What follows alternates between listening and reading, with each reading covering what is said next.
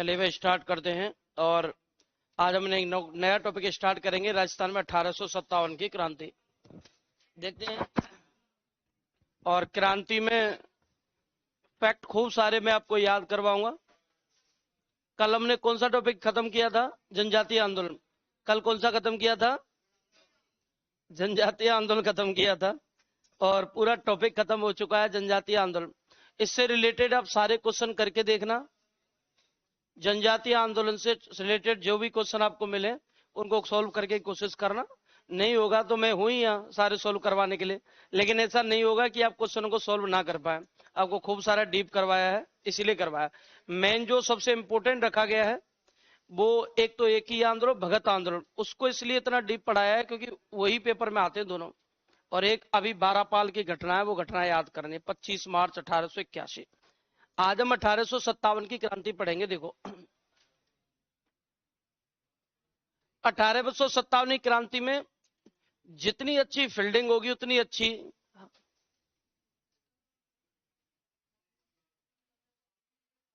क्या हुआ? बीकानेर क्या कह रहे हैं सर? बीकानेर किसान आंदोलन में वो प्रजामंडल में ज्यादा विस्तार आता है उसका, वो प्रजामंडल में करवाएंगे। प्रजामंडल का कार्यकर्ता था। अब जैसे दो चीजें, एक तो किसान आंदोलन है, एक तो किसान आंदोलन है और एक प्रजामंडल है। इन दोनों में आप रिलेशन समझना, ये दोनों एक ही टाइम की घटना है, दोनों की दोनों इसलिए कंबाइंड रहती है। आपको मर्ज होंगे, जिस समय प्रजामंडल वाला टॉपिक पढ़ लोगे ना बाकी के कांड सारे आ जाएंगे। जैसे बीरबल कांड हुआ, राय सिंह नगर कांड हुआ, कांगड़ा कांड किसानों से संबंधित है इसलिए करवा दिया। अब बीकानेर में आप पढ़ोगे, बीकानेर दिग्दर्शन पढ़ोगे, बीकानेर षड्यंत्र केस पढ़ोगे, इसके बाद आप यहाँ संस्था पढ़ोगे, प्रतिनिधि सभा पढ़ोगे, प्रतिनिधि सभा पढ़ोगे, सारी की सारी घटनाएं प्रजामंडल से रिलेटेड है। वो क्या एक ही टाइम की घटना है तो कंबाइंड हो जाती है वो, फिर आपको लगता है किसानों में ही आता है। बिल्कुल लिखने का टाइम देंगे आपको। ठीक है, ठीक, मुझे बता देना, लिखने का टाइम आपका पूरा देंगे। चले अब आगे। और तो कोई समस्या थोड़ी है। बाकी आप क्वेश्चन जहां से सॉल्व करना चाहे वहां से सॉल्व करने की कोशिश करें। आपको कुछ नहीं होता है, बहुत कम रेयर केस में आप क्वेश्चन सॉल्व नहीं कर पाओगे, बाकी ज्यादातर आपके क्वेश्चन सॉल्व हो जाएंगे सारे टॉपिकों से। बस आप ये चीज ध्यान रखना, ये एक ही टाइम की घटना है दोनों, तो दोनों को कंबाइंड मत करना। जैसे प्रजामंडल है, प्रजामंडल और किसान आंदोलन में कंबाइंड क्वेश्चन आते हैं। जैसे मारवाड़ हुआ, चंडावल कांड हुआ, डाबड़ा कांड हुआ, वो किसान मारवाड़ किसान आंदोलन में भी आता है, मारवाड़ प्रजामंडल में भी आता है, तो उनका विस्तार प्रजामंडल में ज्यादा करवाते हैं हम। चलिए अब देखते हैं। तो आज का हमारा जो टॉपिक रहेगा वो आएगा 1857 की क्रांति। 1857 की क्रांति। अब देखो, बात मत करो। 1857 की क्रांति। अरे क्या हो गया? देखिए 1857 की क्रांति है तो पहले मेन बात है 1857 की क्रांति स्टार्ट कहां से होती है। आपके केवल राजस्थान के संदर्भ में जो क्रांति है वही आपके सिलेबस में, और राजस्थान के संदर्भ वाली चीज ही पढ़नी है। हमें इंडिया का एक शब्द भी नहीं ले जाना। उससे तो इंडिया वाला मैटर तो केवल माहौल क्रिएट करने के लिए हम थोड़ा सा सुनते हैं, बाकी सारा का सारा मैटर राजस्थान से रिलेटेड है। तो हमें हर एक शब्द राजस्थान का याद करना है, ना कि इंडिया का, क्योंकि जब तक हम इंडिया में नहीं करवाएंगे तब तक राजस्थान में क्रांति होगी कैसे। लेकिन हमारा केवल रिलेशन तैयार करना है, उसका कनेक्ट करना है बस। कनेक्ट करने के बाद लिखेंगे, इंडिया का एक शब्द भी नहीं, सारा राजस्थान का लिखेंगे। अब होता कैसे देखो, सबसे मेन बात है, आपको पढ़ाया जाता है कि सब क्रांति के कारण क्या है, 1857 क्रांति के कारण क्या। तो आज तक तो आपने पढ़ा है ब्राउन बेस राइफल्स के स्थान पर एनफील्ड राइफल्स का प्रयोग, जिनका निर्माण गाय और सुअर की चर्बी से होता था। तो भारत में दो जाति रहती थी, हिंदू और मुस्लिम, जिसमें दोनों का धर्म भ्रष्ट होता है और इसलिए उन्होंने विद्रोह किया। तो पहली गोली मंगल पांडे द्वारा चलाई गई है बैरकपुर छावनी में 29 मार्च 1857 को। और पहली गोली जो चली है, उस गोली से जो चिंगारी उठी है, उस चिंगारी के बाद क्रांति का आगाज हुआ। लेकिन मंगल पांडे क्रांति का शुरुआत करने वाला व्यक्ति नहीं है, वो क्रांति की पहली घटना है, पहला कांड है। अब होता यह कि राजस्थान में हम कहां से स्टार्ट करें, तो सबसे मेन बात आप देखिए, आप ये जानते हो कि भाई भारत जो है भाई इन पे अंग्रेजों का अधिकार है। अंग्रेजों ने अधिकार कर लिया और अंग्रेजों की एक कंपनी काम करती है भारत में, ईस्ट इंडिया कंपनी। और ईस्ट इंडिया कंपनी का भारत में आने का मकसद क्या है? ये बात है लगभग 1600 ईस्वी की, और महारानी थी एलिजाबेथ ब्रिटेन की। और महारानी एलिजाबेथ जो थी, इस एलिजाबेथ के काल में 1600 ईस्वी में जो ब्रिटेन था, ब्रिटेन में आर्थिक मंदी फैल गई थी। और ब्रिटेन में इतनी भयानक आर्थिक मंदी फैली, लोग भूख से तड़पने लगे, जिस कारण एलिजाबेथ ने कुछ ग्रुप्स बनाए थे और उन ग्रुप्स को जिम्मेदारी दी थी कि आप बाहर अन्य देशों में जाकर व्यापार करके आर्थिक स्थिति को सुधारने की कोशिश करें। सारे क्षेत्रों में घूमने के बाद, बाकी के देशों में घूमने के बाद, कंपनियां, ग्रुप्स जो हैं ब्रिटेन के, बहुत ज्यादा मुनाफा नहीं कमा पा रहे थे। तो ऐसा माना गया है कि एक व्यक्ति सब था, और बताते हैं कि थॉमस नाम का, और वो व्यक्ति बताया जाता है कि राल्फ फिंच नाम का। और राल्फ फिंच नाम का व्यक्ति ऐसे ही समुद्री यात्रा पर निकला हुआ था, ये भी ब्रिटेन का महारानी का खास व्यक्ति। और महारानी ने कंपनियां बना बनाकर अन्य देशों में व्यापार के लिए जिम्मेदारी दे दी, लेकिन मुनाफा ज्यादा ना होने पर आर्थिक स्थिति पे कोई फर्क नहीं पड़ रहा। राल्फ फिंच नाम का व्यक्ति समुद्री मार्ग की यात्रा पर निकला ब्रिटेन का, कि मैं कुछ नया खोजता हूं। समुद्री मार्ग जो था वो रास्ता भटक गया, समुद्री जहाज, और रास्ता भटक के भारत की जमीन पर आ गया। रास्ता भटक गया और भारत आ गया, और भारत आने का इसका समय लगभग 1600 ईस्वी या लगभग 1599 ईस्वी।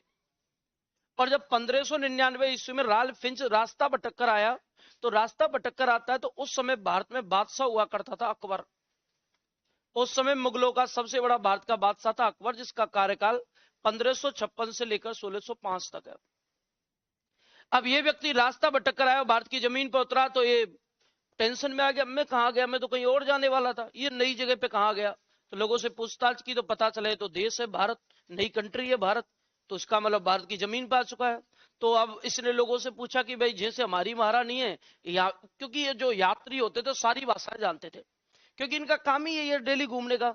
तो इन लोगों से पूछा कि मैं गलती से आ गया हूं, मुझे वापस ब्रिटेन जाना, अपने देश। यहाँ का सम्राट कौन है? जैसी महारानी है हमारी, वैसे ही महाराज होगा यहाँ का, मुझे बताया, मुझे मदद चाहिए। तो बताते वहां के लोगों ने कहा कि आप आगरा जाइए, और आगरा में मुगल बादशाह जिलेलाई रहता है अकबर, आप उससे मदद मांगिए। तो ये व्यक्ति आगरा जाता है अकबर से मीटिंग करने। और आगरा में जब मीटिंग करने गया तो बॉडीगार्डों को बताया कि मैं विदेशी हूँ, राहगीर हूँ, रास्ता भटककर बादशाह से मदद मांगने आया हूं, तो मेरी मीटिंग अरेंज करें। बॉडीगार्ड ने जाकर गेट मैंने जाकर बादशाह जिलेलाई अकबर को बताया। अकबर ने कहा इतनी दूर से आया है मदद मांगने, तो मतलब समस्या है, प्रॉब्लम है, और उम्मीद लेकर आया है, तो उम्मीद टूटने नहीं देंगे। उनसे कहिए कि गेस्ट रूम में जाकर आप खाना वाना खा लें, नाश्ता वास्ता कर लें, दोपहर के 1 बजे मिलेंगे। गेस्ट रूम में ले गए, रेस्ट किया। रेस्ट करने के बाद राल्फ फिंच को दोपहर में लाया गया, खाने की टेबल लगाई गई, और खाने की टेबल लगाकर ये बताया जाता है दोनों आमने सामने बैठे। लेकिन मुद्दा ये है कि जब ये दोनों आमने सामने बैठे थे ग्राउंड में और खाना खाने के लिए, एक साइड में तो अकबर बैठा है और एक साइड में राल्फ फिंच बैठा है। राल्फ फिंच अकबर से मीटिंग करता है, और ये खाने पर जब खाते हैं कि खाना खाते हैं उसके बाद हम करेंगे आगे क्या करना है। अकबर की 3 बेगमें थी, एक तो नाम थी रुकैया बेगम, सलीमा बेगम और हरका बाई, ये 3 बेगम है। रुकैया बेगम इनकी क्लासमेट रही है, तो बचपन का प्रेम था इनका। रुकैया बेगम क्लास टाइम पे इनसे वादा कर दिया था, तो शादी करनी पड़ी है। और जो सलीमा बेगम थी, ये पहले से मैरिड महिला थी, अकबर की बहुत टाइम से इन पर नजर थी, तो इसके पहले वाले पति की हत्या कर देता, तो या कर मरवा देता है और उससे शादी कर लेता। हरका बाई आप जानते हो आमेर की राजकुमारी है, इनसे शादी हुई। इनमें क्या आपसी मतभेद होते रहते थे, झगड़ा होता रहता था, दोनों तीनों में झगड़ा हो गया उसी टाइम। टाइम की आप मान लीजिए मूवमेंट इस टाइप का है कि वो एक विदेशी से मीटिंग करने के लिए बैठा है, तीनों मैडम आपस में भिड़ गई, एक दूसरे खोपड़ी फोड़ने के लिए तैयार है। फैसला करने के लिए अकबर चाहिए, तो तीनों जने इकट्ठा होकर पहुंच गए। और महिलाओं का आप देखिए, वो नहीं देखती कौन सी स्टेज है, कौन सा टाइम चल रहा है, उन्हें तो अपने फैसले से मतलब। तीनों पहुंच गई, और ये तीनों अकबर के पास खड़े होकर कहती है हमारा फैसला करो, अभी हमें विवाद हो रहा है। अकबर ने कहा सामने देखो कोई विदेशी बैठा है, सामने बेइज्जती मत करो, थोड़ी देर बाद मसला सोल्व कर लेंगे। नहीं, कोई भी बैठा रहे, हमारा मैटर पहले सोल्व होगा। तो राल्फ फिंच ऊपर नहीं देखता, बेगम को कैसे देखें, आज तक महारानी को नहीं देखते थे, सर उठा के सर झुकाने का ही नियम था। तो उनको यही था कि हमारी महारानी के सामने भी तो सर झुका के रहते हैं, ये भी महारानी है तो सर झुकाना ही पड़ेगा। वो लगा हुआ खाने में, जब बहुत टाइम हो गया तो उसका मन हुआ एक बार मैं भी देख लेता हूँ, बहुत टाइम हो गया। उसने नजर उठाई, नजर उठाकर देखा तो तीनों बेगमों में जो कॉमन चीज देखी वो ये थी कि उनके जो कपड़े हैं बेगमों के, उनके हीरे जवाहरातों से जड़े हुए कपड़े हैं, और जितने हीरे जवाहरात उनके कपड़ों में जड़े हुए उतने आभूषण उन्होंने पहन रखे। राल फिंच के खाना अंदर गया ही नहीं मुंह में, उसी समय देखता ही रह गया। तीनों को समझा के रिटर्न तो भेज दिया, लेकिन राल फिंच के माइंड में कई सवाल, और उसने बादशाह से कहा, बादशाह मैं बात प्रश्न करना चाहता हूं, मैं कुछ पूछना चाहता हूं। उन्होंने कहा पूछो, मुझे बताइए आपकी 3 बेगमें हैं, यदि आपकी 10 बेगमें होती तो क्या ऐसे ही आभूषण और हीरे जवाहरात वाले कपड़े पहनती? उन्होंने कहा 10 होती तो भी यही सेम रहता। आपकी 50 बेगमें होती तो भी यही था। तो आप मुझे बताइए आपके पास कितना पैसा है, कितना सोना चांदी है? तो अकबर ने से इस्माइल देते हुए कहा, हमारे पास क्या कमी है, आप जाइए, जगह जगह पता नहीं कितने कोषागारों में हमारा इतना इतना पैसा है, जहां खूब सारा सोना चांदी हमारे पास है, हमें कोई कमी नहीं है। तो राल फिंच ने कहा, तो फिर ये भारत कहां रहा? ये तो भारत का रहा है, तो सोने की चिड़िया रहा, तो इससे तो मैं सोने की चिड़िया कह सकता हूं। तो अकबर ने इस्माइल दे के कह दिया, बिल्कुल सोने की चिड़िया, सोने की कोई कमी नहीं है। अब इस व्यक्ति के माइंड में बात नहीं पस रही, इसका मन हो रहा कैसे भी जाके किसको सूचना दे जल्दी से, क्योंकि ब्रिटेन काय से जूझ रहा है। और ये दौड़ता हुआ गया, महारानी सारी कंपनियों को भंग करो, एक कंपनी बनाओ, मैं एक ऐसा देश देख कर आया हूं जो धन संपदा में सबसे आगे है, सोने की चिड़िया, जहां सारे व्यापार यदि करने हैं तो उस देश से करने हैं, यदि आपको मुनाफा कमाना है तो।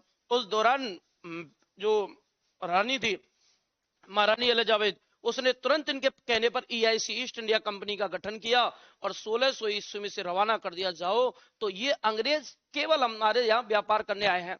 लेकिन इन्होंने एनवायरमेंट ऐसा तैयार कर दिया जिसके बाद इनका देश नहीं था, इनकी सरकार नहीं थी, इनके राजा नहीं थे, फिर भी इन्होंने हम पर अधिकार कर लिया, क्योंकि उसका रीजन हमारी फूट और इनका एक टेक्निक जो थी, इनकी जो टेक्निक जो थी वो इतनी अच्छी थी, उस टेक्निक के अकॉर्डिंग उन्होंने कमजोरियां वीक पॉइंट देके भारतीय राजाओं के, और वो वीक पॉइंट पे ही पहले बार किया। राजाओं की सबसे पॉपुलर बात क्या की, भारत के राजाओं की प्रसिद्धि थी उनका युद्ध कौशल, इनका युद्ध कौशल, इनकी सबसे बड़ी जो प्रसिद्धि वाली बात थी वो था युद्ध कौशल। प्राचीन टाइम से, आप चंद्रगुप्त मौर्य के टाइम से देख लीजिए, सारे के सारे केवल युद्धों के लिए प्रसिद्ध थे, युद्ध और उनका उनकी सेना।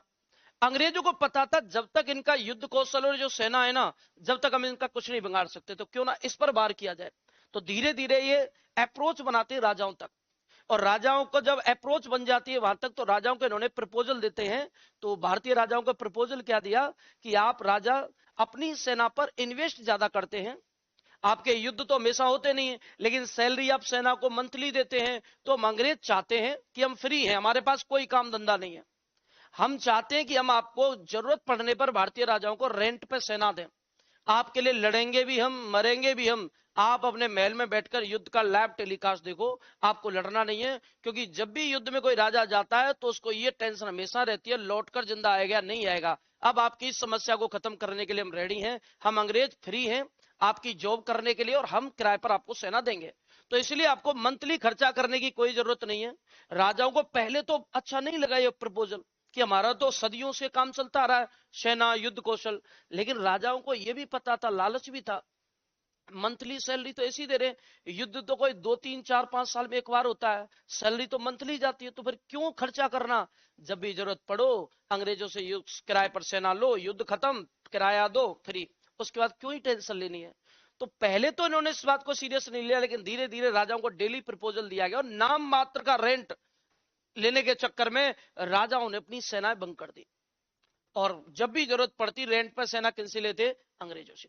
अब ये मान लो ये लंबा टाइम हो गया, 3 4 साल का गैप हो गया, अब इनके पास सेना नहीं हो, ना सैनिकों से कनेक्टिविटी है, क्यों राजाओं ने सेना बंद कर दी, युद्ध का काम पड़ता, किराए पर सेना लेते। अब राजा केवल अकेला, उसके पास कोई सेना नहीं है। अब अगर युद्ध हो जाएगा तो युद्ध के दौरान राजा की मजबूरी है, किससे मदद मांगेगा वो, मजबूरी क्या है, तो आपने जियो का प्लान देगा, जियो क्या था, जियो वाले ने पहले फ्री दिया आपको खूब सारा, तो आपको फ्री दे देकर आपकी आदत डाल दी, और जब आपकी आदत डाल दी तो उसके बाद रिचार्ज करवाने लग गया, फिर अब मजबूरी बन गया, आप कितना भी महंगा कर दे आपको रिचार्ज करवाना ही पड़ता है। सेम ये प्लान है अंग्रेजों का, पहले नाम मात्र का रेंट ले लेकर इनको आदत डाल दी, और राजा इतने आलसी हो गए, वो जब युद्ध होता तो फोन करते, सेना भेज देना, पैसा डाल दिया अकाउंट में, छत पर अपनी मैडमों के साथ, बच्चों के साथ लाइव टेलीकास्ट युद्ध देखते थे, जाना ही नहीं पड़ता था। और ये जो सुरक्षा थी, जो सेफ जोन था, ये सेफ जोन अंग्रेजों को यहां काबिज कर देता है या स्थापित कर देता है। रेड पे सेना लेते, लंबा टाइम गुजरा तो अंग्रेज अब नखरे दिखाने लगे। युद्ध की स्थिति आती, वो सेना मांगते, उन्होंने कहा साहब डबल लगेगा, हम पे टाइम नहीं, दूसरी जगह से अप्रोच आ रही, दूसरी जगह से प्रपोजल आ रहा है, अब वहां क्यों जाए, वहां जा रहे हैं हम तो, वो एक्स्ट्रा दे रहा तो डबल भी देना पड़ेगा। अब राजाओं की मजबूरी बन गई, राजा डबल भी देंगे, थोड़े टाइम बाद 3 गुना ज्यादा लेने लगे, तो राजाओं की मजबूरी है 3 गुना ज्यादा भी देने लगे। अब राजा अंग्रेजों ने एक शर्त रख दी, हम आपके लिए मर रहे मार रहे, तो हमारी एक शर्त है, आज के बाद राजा हमारे अंग्रेजों के बिना पूछे कोई काम नहीं करेंगे। राजा पहले कोई भी काम करने से पहले किनसे पूछेंगे? अंग्रेजों से, नहीं तो हम तुम्हारी कभी मदद नहीं करेंगे। राजाओं की मजबूरी है, वो कहीं भी जा रहे हैं, साहब मैं यात्रा पर जा रहा हूं, किसी शादी में जा रहा हूं, तो अंग्रेजों को बताना है साहब इनविटेशन कार्ड आया है, यहाँ जाना है। तो बताते हैं कि अंग्रेजों ने धीरे धीरे स्टेप टू स्टेप राजाओं के आंतरिक मामलों तक स्टेप पहुंचा दिया है। और एक समय ऐसा आया कि राजा पूरी तरह से अंग्रेजों पर डिपेंड हो गए, और अंग्रेज कहते वही होता, ना विदेशी राजा से मिल सकते हैं, ना स्वदेशी राजा से मिल सकते हैं, ना अंग्रेजों को बिना बताए गए योजना चला सकते हैं, ना विद्रोह कर सकते, सारी चीजें अंग्रेजों ने कैप्चर कर ली। और यही कारण था कि आम जनता जो राजाओं पर बिलीव करती थी, वो आम जनता जो राजाओं पर इतना विश्वास करती थी, इतना ज्यादा डिपेंड थी, उस जनता की कनेक्टिविटी राजा से टूट गई, क्योंकि अंग्रेजों ने जनता पर अत्याचार स्टार्ट किए कर वसूली के लिए। क्योंकि अंग्रेजों का मकसद क्या है? सीधे सीधे पैसा, और उन्हें जनता से पैसा चाहिए, तो उन्होंने राजा को दबाकर जनता से सीधे टैक्स वसूला। और राजा जो थोड़ी दया रखता था जनता के प्रति, वो दया राजा कर ही नहीं पाता था, कि सीधे कनेक्ट, अब कर वसूलने का काम कौन कर रहे हैं? अंग्रेज। तो विरोधी कौन होगी? जनता। इसलिए जनता तो हो गई विरोधी और राजा हो गया अंग्रेजों का वफादार। इसलिए जनता ने राजा और सरकार दोनों के खिलाफ आंदोलन किया, और ये 1857 की क्रांति है। क्रांति में राजाओं ने कोई भाग नहीं लिया, क्रांति पूरी की पूरी सैनिकों और आम जनता द्वारा की गई है। राजा अंग्रेजों के वफादार रहे हैं, क्योंकि राजाओं ने सब कुछ गिरवी कहां रख दिया है? अंग्रेजों के यहां रख दिया था। जिस दौरान राजाओं ने जो अंग्रेजी सत्ता थी उससे संधियां की थी, और आपके जो जो क्वेश्चन आते हैं वो संधियों के आते हैं, कि किस राजा ने अंग्रेजों से कौन सी वाली संधि की थी। तो एक स्टेप अपन सोल्व करेंगे संधियों का, तो संधियों से स्टार्ट करेंगे। जो किराए पर सेना थी उस संधि को कहते हैं सहायक संधि। जब अंग्रेजों राजाओं ने अंग्रेजों को सब कुछ सौंप दिया, उस संधि को कहते हैं आश्रित पार्थकव्य की संधि। तो पहली संधि राजस्थान में किसने की, लास्ट की किसने की, और पहली और लास्ट की तो पिछले 10 साल से पूछते ही आ रहे हैं। अब हमें बीच की याद करनी कि बीच में किस किसने की, तो पहली और अंतिम तो पूछते ही आ रहे हैं। तो वो संधियों से हमारा स्टार्ट होता है क्रांति का, और फिर हम राजस्थान में एंट्री कर जाते हैं संधियों के बाद।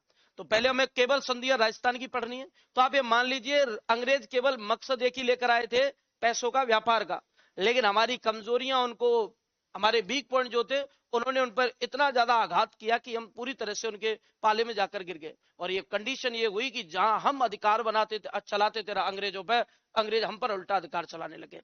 तो जिनमें सबसे मेन बात क्या है वो देखो। सबसे पहली तो बात यह आती कि आपसे पूछा जाता है, बताइए क्रांति के समय, क्रांति के समय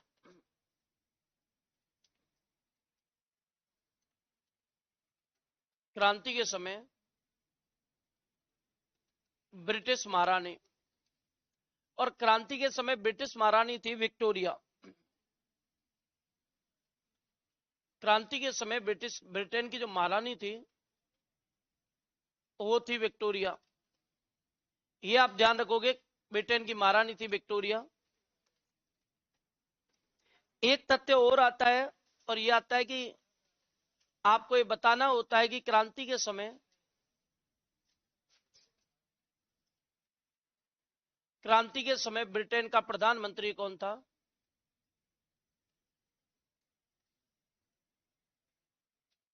तो ये भी आप ध्यान रखना, क्रांति के समय ब्रिटेन का प्रधानमंत्री था पामस्टन। क्रांति के समय ब्रिटेन का प्रधानमंत्री था पामस्टन। इसके बाद आती है बात कि क्रांति के समय, बहुत अच्छा किया, भारत का गवर्नर जनरल, क्रांति के समय भारत का गवर्नर जनरल, और वो था, गवर्नर जनरल को देखो शॉर्ट में कहते हैं जी। आगे बताऊंगा इसका लॉजिक क्या है। और वो गवर्नर जनरल था लॉर्ड कैनिंग।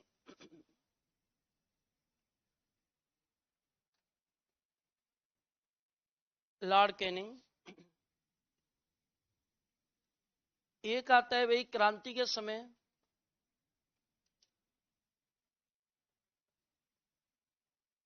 मुगल बादशाह,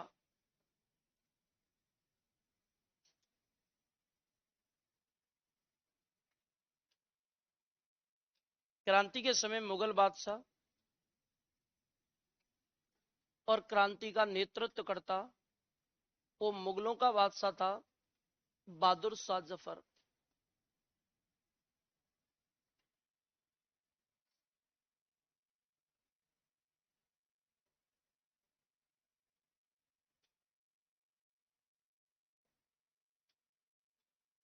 इसे बहादुर शाह सेकंड कहते हैं। ये क्रांति के दौरान 82 साल का बुजुर्ग था और इसे तलवार थमा दी गई थी, जबकि ये इच्छुक था कलम चलाने का, शायर था उर्दू का, और शायरी करते करते इनको तलवार जबरदस्ती थमाई गई थी क्रांतिकारियों द्वारा, और ये हुआ कि हमारा रिजल्ट उल्टा हो गया। और आपसे ध्यान रखना है क्रांति के समय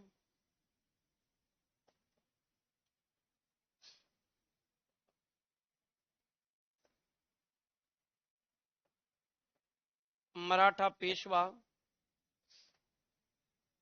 क्रांति के समय मराठा पेशवा था नाना साहब। क्रांति के समय मराठों का जो पेशवा था वो था नाना साहब। इनके कई कारण होते हैं, राजनीतिक कारण क्रांति के, धार्मिक कारण, सामाजिक कारण और आर्थिक कारण और तात्कालिक कारण। आपको राजस्थान के संदर्भ में केवल तात्कालिक कारण पढ़ना होता है। जब इंडिया स्ट्रीम पढ़ते हैं तो सारे कारण एक एक से पढ़ने होते हैं, लेकिन आपको राजस्थान के संदर्भ में केवल तात्कालिक कारण पढ़ना होता है। तात्कालिक कारण का अर्थ होता है उसी समय घटित हुई घटना जिसके कारण क्रांति की चिंगारी उठी है।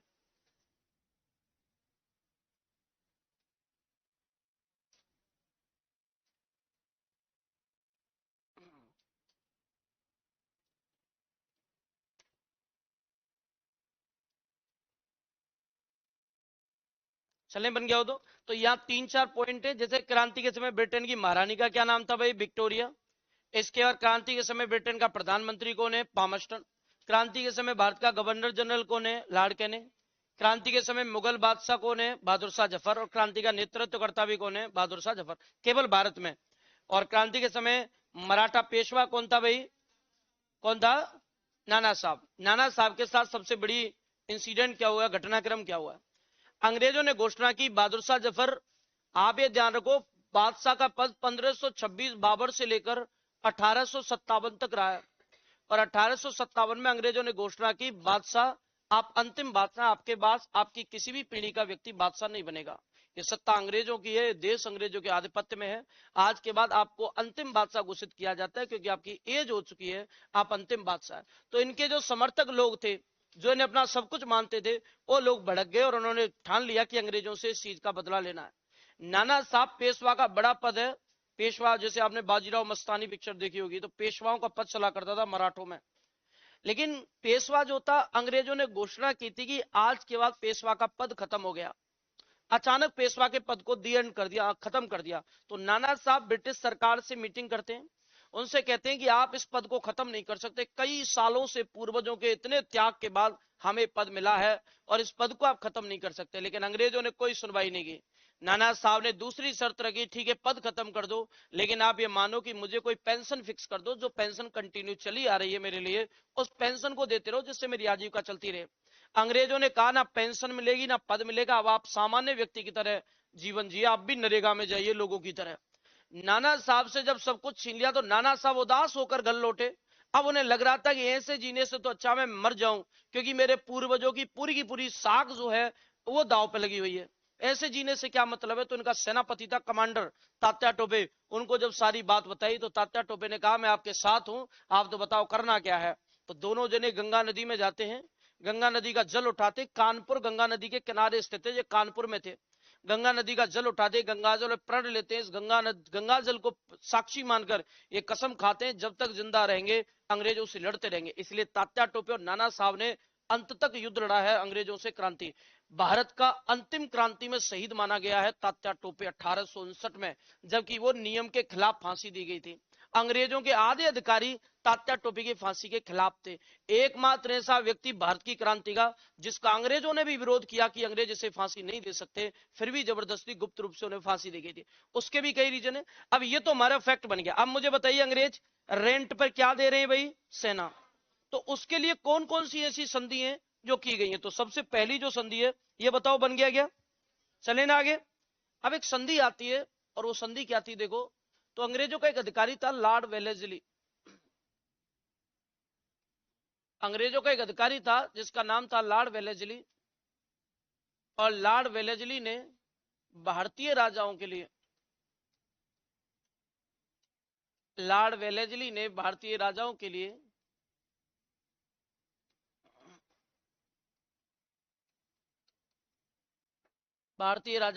संधि चलाई।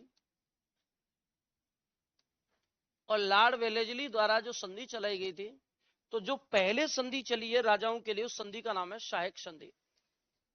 इसका तो आपने नाम सुना होगा शायद।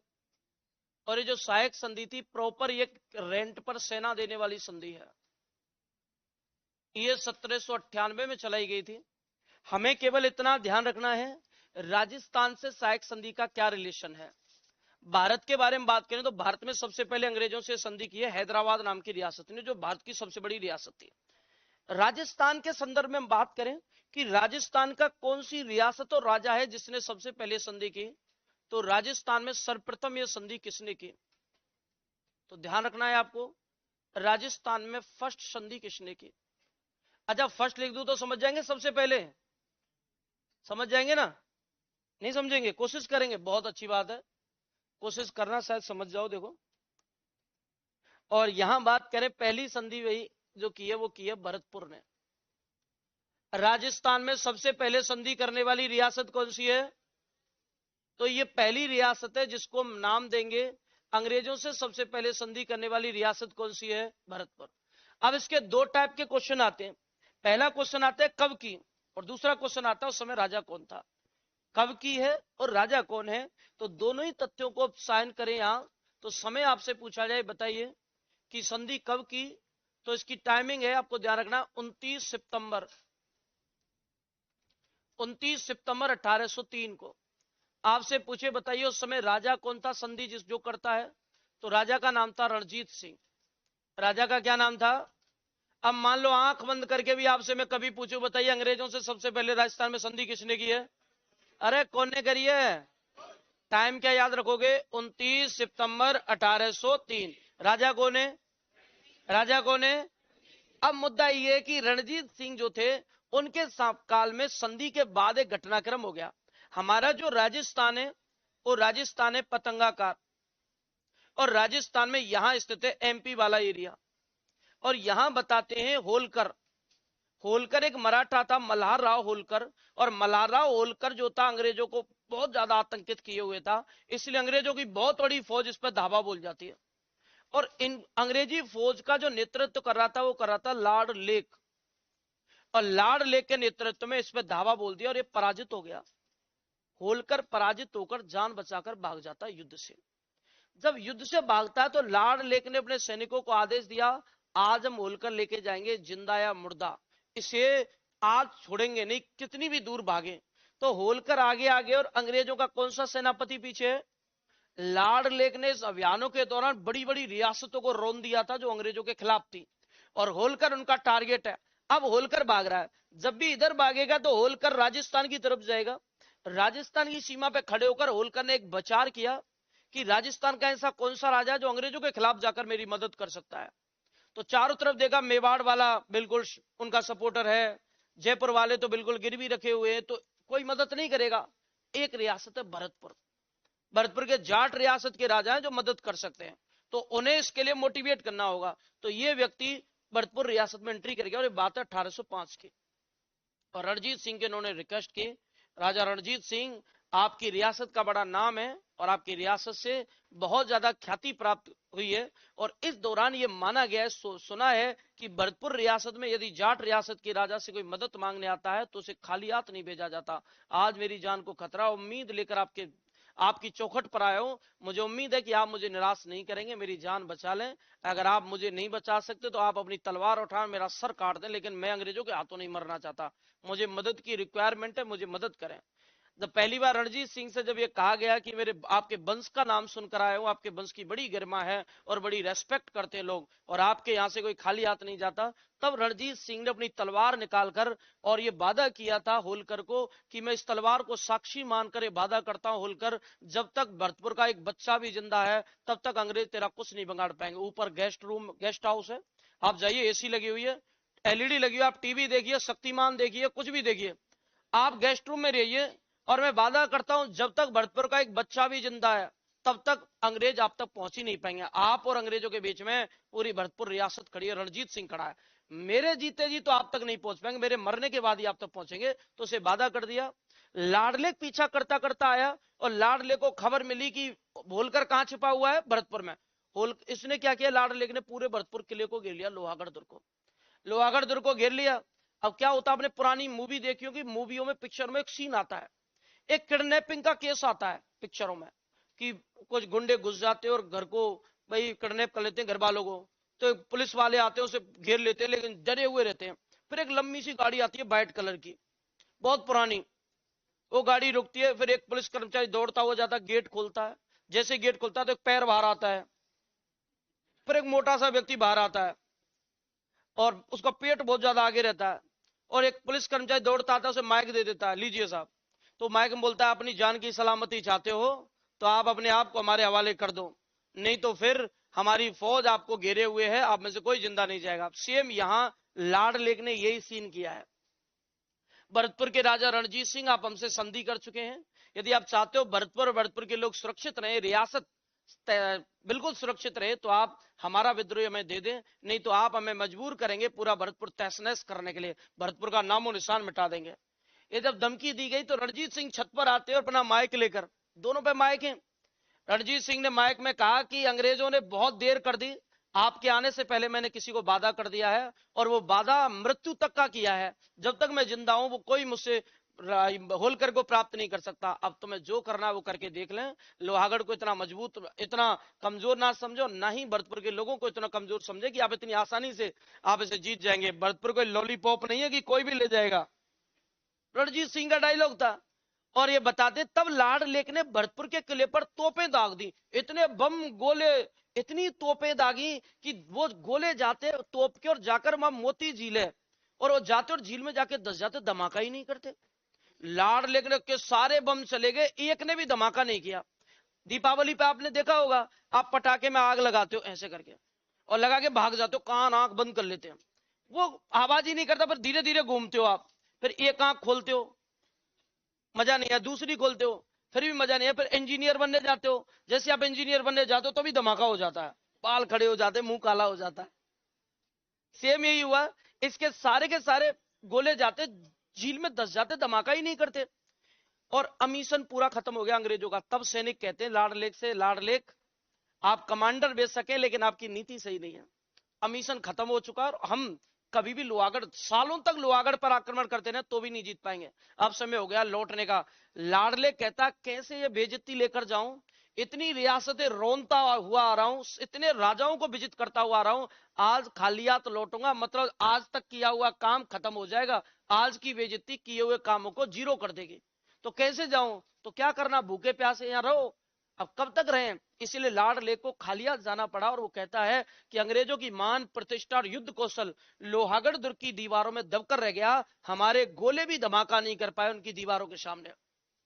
तो इसका मतलब ये जो संधि थी भरतपुर से, ये अस्थायी संधि थी। इसलिए आपसे पूछा जाता है कि सहायक संधि को अंग्रेजों से विस्तृत रूप से राजस्थान के कौन से राजा द्वारा किया गया, तो विस्तृत संधि की गई है अलवर ने, इसलिए सेकंड जो संधि है वो विस्तृत संधि मानी जाएगी, और विस्तृत संधि कहते हैं अलवर द्वारा। तो आप ध्यान रखना है, राजस्थान में विस्तृत संधि किसने की,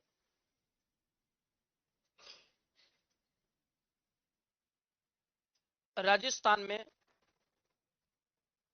विस्तृत संधि की, और राजस्थान में जो विस्तृत संधि की है वो की है अलवर रियासत ने।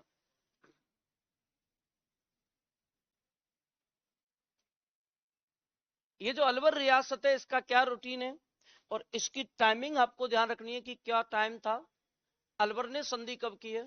तो अलवर ने संधि की है 14 नवंबर 1803 को। और आपसे पूछा जाए उस समय अलवर का राजा कौन था, तो अलवर का राजा था उस समय बख्तावर सिंह।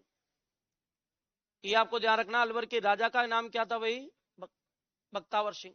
अब मुझे बताओ, कभी भी पूछा जाता है अंग्रेजों से पहली संधि किस राजा ने की है? रणजीत सिंह ने कहां का राजा है? कब की है भाई? 29 सितंबर 1803। विस्तृत संधि किसने की है? अलवर। राजा का नाम बख्तावर सिंह। टाइमिंग क्या रहेगी? 14 नवंबर 1803। लेकिन यहां क्या था, ये जो व्यक्ति दिख रहा है ना, ये वाला, ये व्यक्ति अंग्रेज इससे नाखुश हो गए और नाखुश होकर 1805-6 में इस संधि को ही भंग कर दिया। मतलब संधि भंग तो संधि की हुई राजाओं की संधि भी भंग, तो राजा क्या हो गए? संधि से मुक्त हो गए संधि भंग होने पर। अब एक ऐसी सिचुएशन थी भारत में, अंग्रेजों पर संकट मंडरा रहा था। और वो संकट क्या था, पहले एक बार बना ले इसको। तो एक तो आपको हमेशा याद रखना है कि सबसे पहली संधि राजस्थान से कहां के राजा ने की है? भरतपुर के राजा ने। और राजा का नाम ध्यान रखना, उस समय कौन था? रणजीत सिंह। 29 सितंबर 1803। लेकिन वो अस्थायी थी, 1805 में वो टूट भी गई थी। इसलिए विस्तृत संधि करने वाली रियासत कौन सी मानी जाएगी? अलवर। और अलवर का उस समय राजा कौन था? बख्तावर सिंह। और टाइमिंग क्या है? 14 नवंबर 1803। ये पेपर में सहायक संधि वाला क्वेश्चन नहीं आता है। जो मैं नेक्स्ट जो संधि बताऊंगा वो क्वेश्चन पेपर में आता है कि दूसरी संधि कौन सी थी जो परमानेंट की गई थी, जिसके बाद आजादी तक राजा उस संधि के अधीन रहे थे, उसी संधि के अकॉर्डिंग राजाओं ने काम किया है। तो लास्ट की संधि कौन सी है? सेकंड नंबर की, वो देखेंगे। बन गया क्या? बताओ, चलेंगे आगे। अब एक सिचुएशन को देखो, हमारा जो राजस्थान है वो पतंगाकार है। हमारा जो राजस्थान है वो पतंगाकार है। और पतंगाकार राजस्थान में ये वाला जो इलाका है ये दिल्ली। इस कंसेप्ट को आप समझना, जिससे आपके हमेशा के लिए याद हो जाएगा।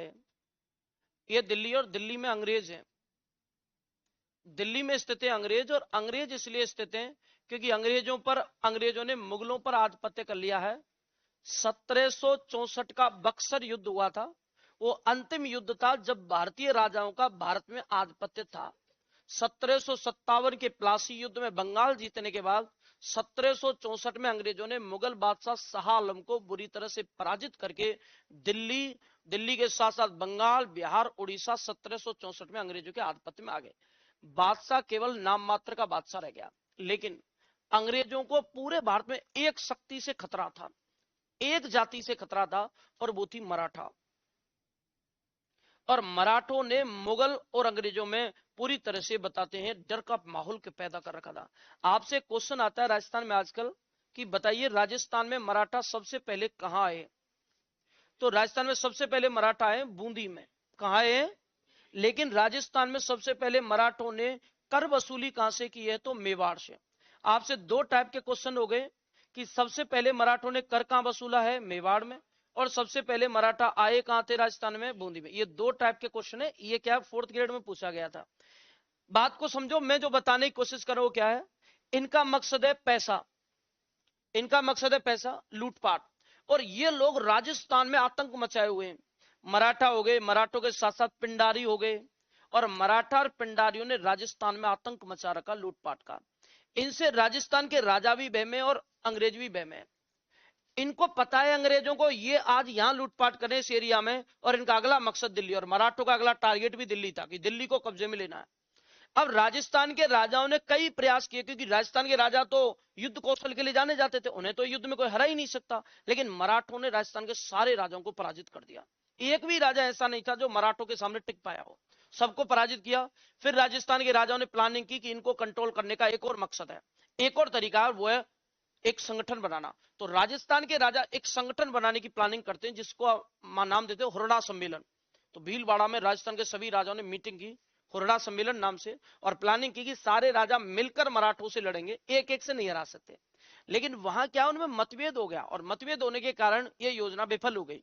अब राजस्थान के राजा हर दिन रात में दिन में केवल एक ही टेंशन में सोते, कब पिंडारी और मराठा आतंक मचा दे, कब लूटपाट करने आ जाए। इसलिए इनको डर था।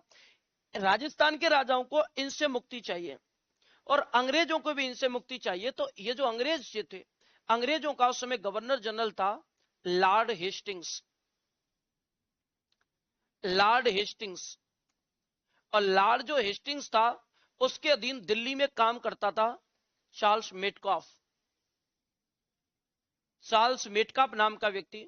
और इन दोनों ने प्लानिंग बनाई, यदि मराठों को कंट्रोल करना है तो इन राजाओं का ग्रुप बना दो और इन राजाओं को ढाल के रूप में यूज करो। राजस्थान के राजा ही हैं जिनमें ये कला है, जिनमें ये योग्यता है, एबिलिटी है कि मराठों को थाम सकते हैं और ये हमारे लिए सुरक्षा कवच का काम करेंगे। इसलिए इन्हें झांसा कोई और दो और मकसद कोई और दो। इसलिए इस लॉर्ड हेस्टिंग नाम के गवर्नर जनरल ने इन राजाओं का ग्रुप बनाने के लिए और इनको वादा किया कि मराठा और पिंडारियों से आपकी सुरक्षा अंग्रेज करेंगे, आप हमसे संधि कर लें। इसलिए राजस्थान के राजाओं को संधि का एक प्रस्ताव भेजा है। लॉर्ड हेस्टिंग्स ने उस संधि का नाम दिया है आश्रित पार्थकव्य की संधि, आश्रित पार्थकव्य की संधि का नाम दिया है। और ये जो संधि है ये बनाई गई है 1817 में, और 1817 में बनाई गई संधि का मूल मकसद है मराठा और पिंडारियों से राजस्थान के इनके खिलाफ संगठन बनाना और इन राजाओं को इनके लूटपाट से मुक्ति चाहिए। तो ये मुक्ति के लिए अंग्रेजों से गठबंधन करेंगे और इसमें अंग्रेजों ने वादा भी किया और राजस्थान के राजाओं से संधि करने के लिए दिल्ली से इसने दो व्यक्तियों को, दो अधिकारियों को राजस्थान भेजा। एक भेजा गया है चार्ल्स मेटकॉफ, एक राजस्थान के राजाओं से संधि करने वाला आने वाला अधिकारी था चार्ल्स मेटकॉफ, और एक का नाम था जॉन मेलकम, जॉन मेलकम। ये दो अधिकारी हैं जो राजस्थान आए राजाओं से संधि करने। दोनों का मकसद है ये पूरे राजस्थान के राजाओं से संधि करेगा और ये इसका मकसद है इसको बागड़ क्षेत्र के राजाओं से संधि करने का आदेश दिया गया। तो पेपर में ये नहीं आता कि अंग्रेजों द्वारा बागड़ क्षेत्र में संधि, बागड़ के राजाओं से संधि करने की जिम्मेदारी कौन से अधिकारी को दी गई है? जॉन मेलकम को। यहां आपको इस टाइप के क्वेश्चन याद करने कि इस संधि पर सबसे पहले हस्ताक्षर किसने किए, सबसे अंत में किसने किए, और कहां का इंपोर्टेंट बात है जो मैं आपको बताऊंगा नई सरदारों वाली कि कहां कहां के राजा ने साइन नहीं किए, उनके सरदारों ने साइन किए थे। तो पहली बात है, एक तो संधि कौन सी हो जाएगी भाई, ये तो कब आई है और इसको किसने चलाया है, और दूसरी संधि का नाम है आश्रित पार्थकव्य की संधि, ये कब आई है और इसको चलाने वाला कौन है? मकसद है किन से मुक्ति चाहिए? मराठा और पिंडारियों से। ग्रुप बनाना है, इसके लिए कितने अधिकारी दिल्ली से राजस्थान भेजे गए? दो। पहला कौन है, दूसरा कौन है? ये किन के कहां के राजाओं से करेगा? बाकी के राजस्थान के राजाओं से कौन करेगा? Charles Metcalfe. यहां आपको याद करना है कि कौन सा राजा है जो सबसे पहले संधि करता है। इनकी बजाय ये इंपोर्टेंट है, ध्यान रखना, इनकी बजाय ये इंपोर्टेंट है जिन्हें आपको पढ़ना है। तो सेकंड जो संधि है वो संधि कौन सी है, यहां मेरे साथ आप बनाओगे। आप इस संधि का नाम है आश्रित पार्थकव्य संधि। यहां से क्रांति की पूरी रूपरेखा इस संधि के बाद तैयार होती है। तो लॉर्ड हेस्टिंग्स ने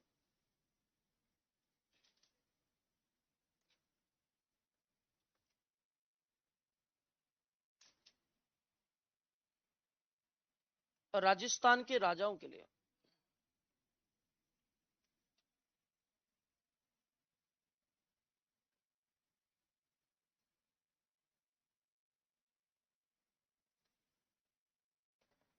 राजस्थान के राजाओं के लिए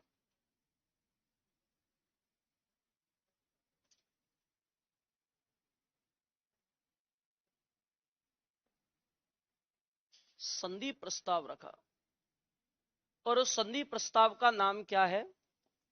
तो संधि का नाम आपको ध्यान रखना है आश्रित पार्थकव्य की संधि।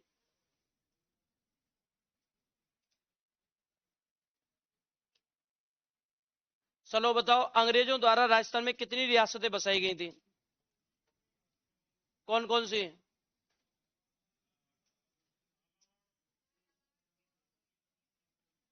झालावाड़, धौलपुर और टोंक। तो मतलब उन्होंने बसाई है इन रियासतों से, आप उम्मीद कर सकते हो तो अंग्रेजों से सबसे पहले टारगेट करेंगे। लेकिन फिर भी हमें कुछ और पढ़ना है, ध्यान देना। इस संधि का टाइम पीरियड है 1817 में इन्होंने संधि करना स्टार्ट किया है और अंतिम संधि प्रस्ताव रखा गया 1823 तक। तो 1817 से 23 तक सारे राजाओं ने राजस्थान के ने संधि कर लिया। तो 23 में जो करेगा वो अंतिम है, 17 में जो करेगा वो पहला है। तो 17 से 23 तक सबको संधि करनी है। आप इस टाइम क्वेश्चन, पहले क्वेश्चन क्या आता था? पहले क्वेश्चन आता था कि आश्रित पार्थकव्य संधि पर सबसे पहले साइन किसने किया। अब क्वेश्चन आता है आश्रित पार्थकव्य की संधि पर राजाओं ने हस्ताक्षर किया तो इसका कारण क्या था, क्यों किए, तो क्यों क्या है, इसका रीजन क्या है भाई, क्यों किए, कारण क्या है, क्यों राजा करना चाहते थे संधि? राजा मराठा और पिंडारियों की लूटपाट से मुक्ति चाहते थे, और इसके लिए सुरक्षा कवच कौन दे रहे थे, अंग्रेज। इसलिए राजाओं को मुक्ति चाहिए, सेफ जोन चाहिए, खुद लड़ने के बजाय अंग्रेजों से मदद चाहते थे। तो अब आप ध्यान रखना, कारण जो कथन हो कारण का ना इसी टाइप से बनेगा। तो आपको क्यों जानना है इस चीज का, तो पहली बात यह है कि उसका उद्देश्य,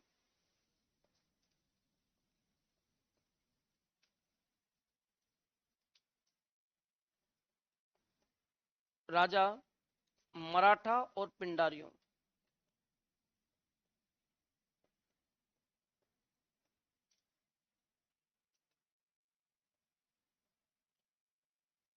लूटपाट से तंग आकर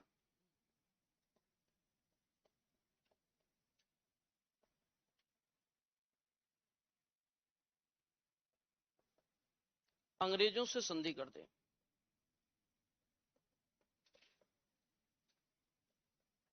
परेशान हो गए थे राजा। अच्छा मैं आपसे कहूं, बताइए राजस्थान कितने अधिकारी भेजे गए थे संधि के लिए, 2 भेजे गए थे ना।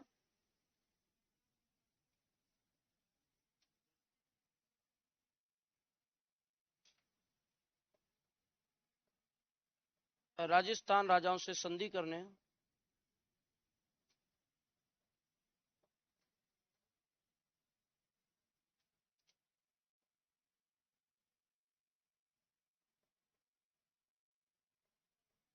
2 अंग्रेज अधिकारी भेजे गए।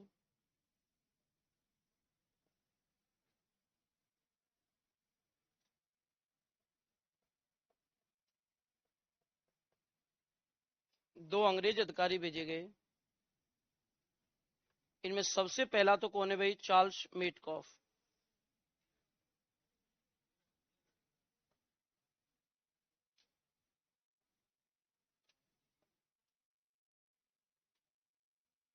और दूसरा है जॉन मेलकम।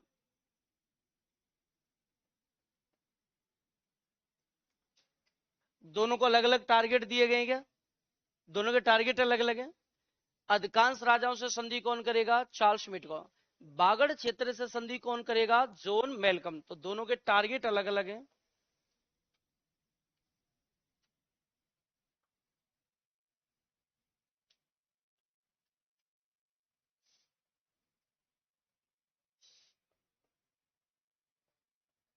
अधिकांश राजाओं से संधि करेगा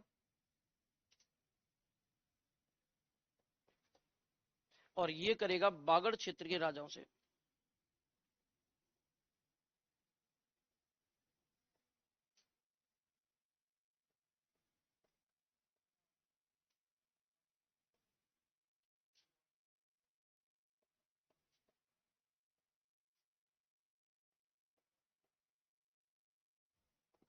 ये बागड़ क्षेत्र के राजाओं से संधि करेगा। अब वो क्रम हम पढ़ेंगे कि कौन सा पहले करेगा कौन सा लास्ट में करेगा। तो पहले और लास्ट का तो बहुत टाइम से क्वेश्चन आ ही रहा है, और सबको पता पहला करौली अंतिम सिरोही है। हमें बीच वाले राजाओं के कुछ तथ्य जानने इसमें।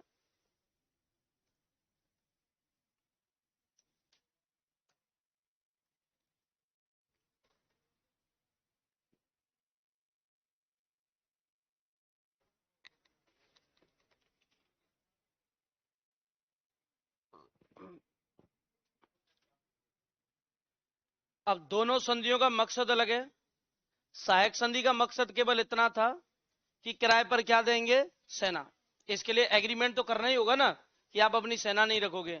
लेकिन आश्रित पार्थक्य की संधि का पूरा मकसद है सारी शक्तियां सारे अधिकार आपको अंग्रेजों को सौंपने होंगे। आपको वादा करना होगा कि आप किसी विदेशी राजा से मीटिंग नहीं करेंगे बिना अंग्रेजों के बताए, ना किसी स्वदेशी राजा से करेंगे। हर एक रियासत में एक अंग्रेज अधिकारी नियुक्त रहेगा, वो राजा को कंट्रोल करेगा। आपकी जो रेजिडेंसी है, जो राजपूताना पे कंट्रोल करेगी, वो दिल्ली से आपको हैंडल करेगी, और दिल्ली से पूरे राजपूताने को कंट्रोल किया जाएगा। आपका कार्यालय मुख्यालय हेड क्वार्टर दिल्ली में रहेगा, जिसे कहेंगे राजपूत रेजिडेंसी। ये शुरुआत में जो, अगर शुरुआत का कंसेप्ट अगर माइंड में एक बार कनेक्ट हो गया ना, तो मान लीजिए पूरी क्रांति बहुत आसान हो जाएगी। ये शुरुआत में ही कनेक्ट करनी होती है, और कनेक्ट करने के लिए आपको फैक्ट बताने होते हैं, उनको सुनाना ज्यादा होता है। लास्ट में जैसे आपके ये और स्टार्टिंग इफेक्ट क्लियर होंगे, उसके बाद लास्ट में तो जो विद्रोह है ना उनको तो मैं ऐसे ही रटा दूंगा, आपको खूब सारे लॉजिक है उनको रटाने के, याद कराने के। अब मुझे बताओ सबसे पहले अंग्रेजों से संधि भरतपुर राजस्थान में किसने की है, कब की है भाई, और विस्तृत संधि किसने की। अब बात आती है कि दूसरी संधि का नाम क्या है हमारी का, आश्रित पार्थक्य की संधि को चलान लाने वाला व्यक्ति कौन है। इसका मकसद क्या है, राजस्थान के राजा तो किनसे मुक्ति चाहते हैं, मराठा और पिंडारियों। अंग्रेज भी इनके खिलाफ एक ग्रुप बनाना चाहते हैं राजपूत राजाओं का, कि उन्हें एबिलिटी पता है राजस्थान के राजाओं का कि ये क्या एबिलिटी थी इनके पास, लेकिन ये तो क्या है अंग्रेजों ने खोखले कर दिए, कुछ छोड़ा नहीं इनके पास, ना सेना छोड़ी है ना युद्ध कौशल छोड़ा, कुछ छोड़ा ही नहीं। इसके बाद कितने अंग्रेज अधिकारियों को राजस्थान भेजा गया है, 2। पहला कौन है, चार्ल्स मेटको, दूसरा कौन है, चार्ल्स मेटको अधिकांश राजाओं से संधि करेगा, जबकि जॉन मेलकम केवल कहां करेगा, बागड़ क्षेत्र। इसमें प्रतापगढ़ को भी आप ऐड कर सकते हो, कांठल वाला इलाका भी आ जाएगा। बन गया क्या बताओ। अब हमें वो पढ़ना है कि सबसे पहले संधि कौन करेगा, एक क्रम बताएंगे, तो सबसे पहले करौली करेगी और लास्ट में करेगा सिरोही 1823 में। अब मान लो आपसे मैं सीधे सीधे कहूं बताइए अंग्रेजों से संधि करने वाली रियासत कौन सी है, तो आप आंसर दोगे करौली। आंसर क्या दोगे, करौली। भरतपुर आंसर एक कंडीशन में जाएगा, जब आपकी संधि का नाम लिखा हुआ आएगा, कौन सी संधि, नहीं तो आपका पहली संधि करने वाली रियासत कौन सी मानेंगे, करौली, क्योंकि पूरी तरह से परमानेंटली जो संधि की गई है वो ये संधि है, और इस पर सबसे पहले साइन कौन करेगा, करौली। अब देखते हैं इनको संधि कौन करेगा, तो ये वाला एरो आप आगे बढ़ा लेंगे, और देखो ये वाला एरो ये गया उधर निकलेगा, ये देखो ये आ गया, देखो ये निकल के आ गया, देखो ये वही है, समझ गए ना कौन सा वाला है, वही है पिछला वाला। देखो तो सर्वप्रथम संधि किसने की है, देखो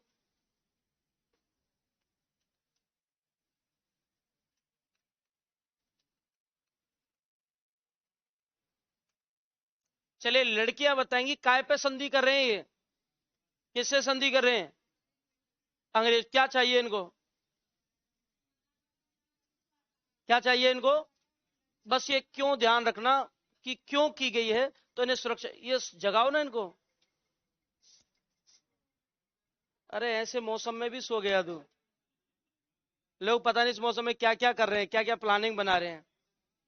चलिए संधि कर रहा है सर्वप्रथम संधि जो की गई है वो की गई है करौली रियासत द्वारा। देखो एक बार, ये जो संधि करने वाली जो रियासत है एक करौली, और करौली जो रियासत है, इस करौली रियासत में अगर हम बात करेंगे तो पहला मुद्दा ये आता है, देखो आपके संधियों का एक टॉपिक अलग से भी है, लेकिन आपके अलग से टॉपिक है संधियों का, इसमें और भी विस्तार पढ़ाते हैं, जिसमें राजनीतिक और प्रशासनिक दोनों आता है। यहां क्रांति के संदर्भ वाला जो है वो अपन पढ़ रहे हैं एक बार। तो करौली द्वारा जो संधि की गई है उसका टाइमिंग आपसे पूछा कि कब की गई है, तो ध्यान रखना करौली ने सबसे पहली जो मीटिंग संधि की है वो की है 9 नवंबर 1817 में। अब आपसे पूछा जाए बताइए राजा कौन था उस समय, उस समय राजा जो था जिसने संधि पर हस्ताक्षर किए वो था हरबख्श पाल। अब हमारे माइंड में एक बात यह आ गई कि करौली के किस राजा द्वारा सबसे पहले हस्ताक्षर किए गए हैं, हरबख्श पाल।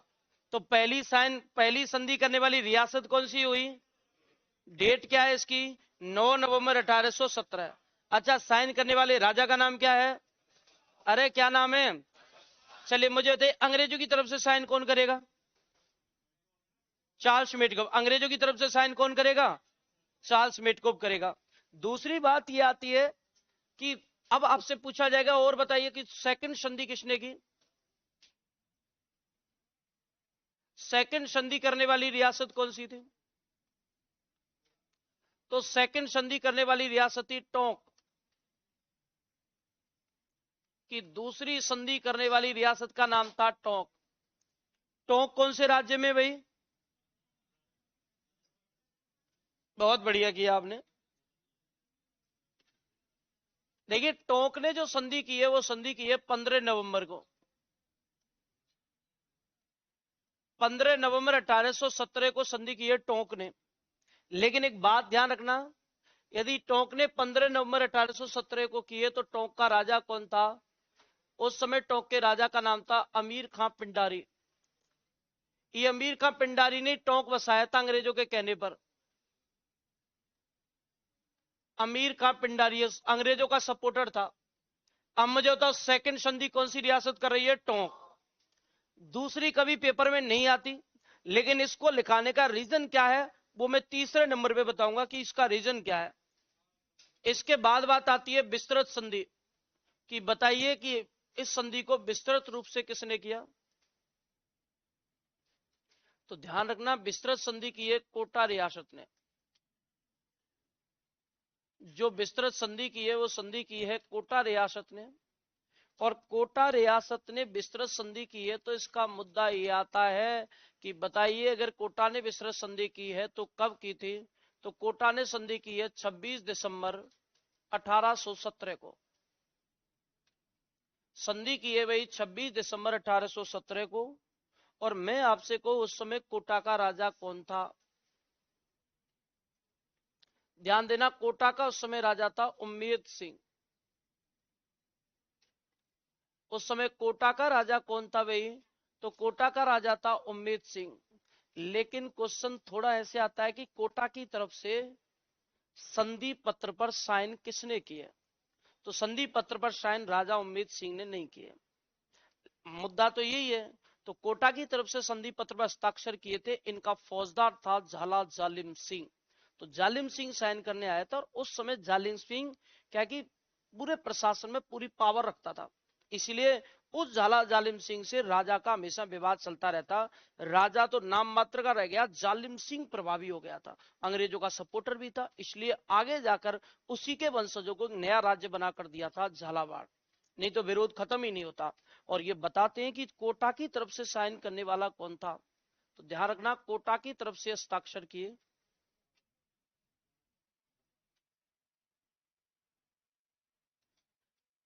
कोटा की तरफ से हस्ताक्षर किए हैं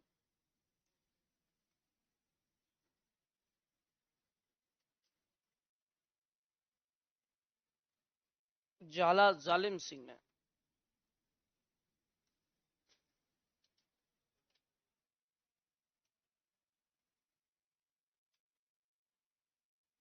झाला जालिम सिंह ने। ये क्यों पड़ा है? इसका रीजन, राजस्थान की कितनी रियासतों ने 1817 में अंग्रेजों से संधियां की थी? तो केवल 3 थी। 26 दिसंबर आ गया तो 1818 चेंज हो जाएगी ना ईयर, इसलिए केवल 1817 में संधि करने वाली केवल कितनी रियासतें थी? 3। कौन कौन सी? करौली, टोंक, कोटा। केवल 3 ही रियासतें थी जिन्होंने संधियां की थी 1817 में अंग्रेजों से। अब यहां से आपको दूसरी तीसरी नहीं पढ़नी है, अब सीधे संधि पढ़नी है। तो फिर आपसे पूछा जाएगा बताइए जोधपुर ने संधि कब की?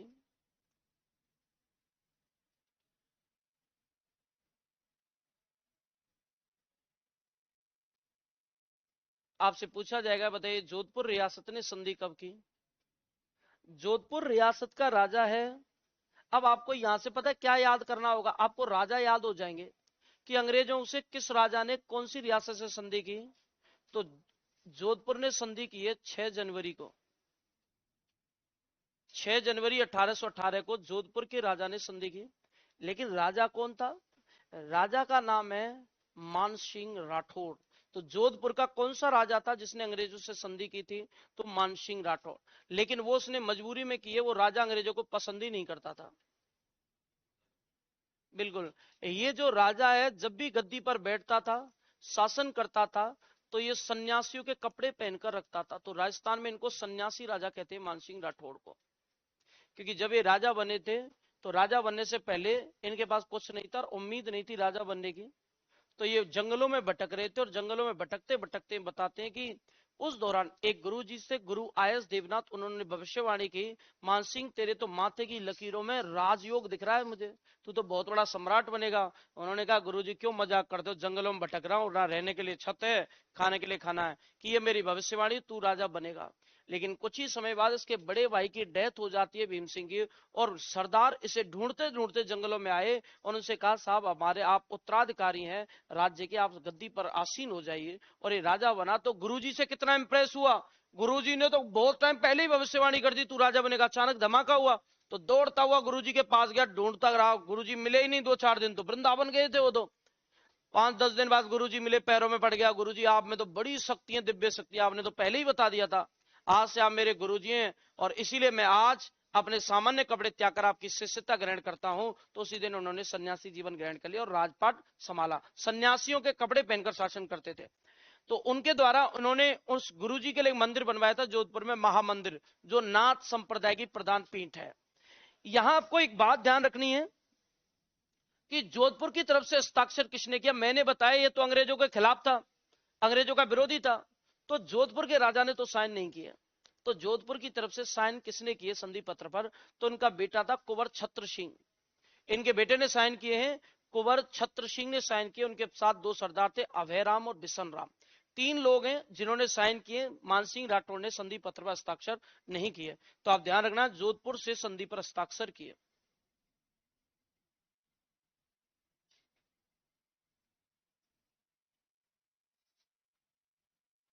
जोधपुर की तरफ से बहुत अच्छा है।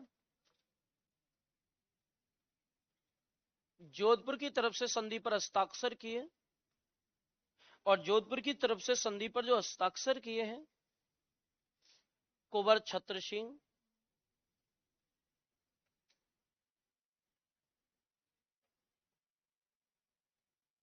सरदार अभयराम,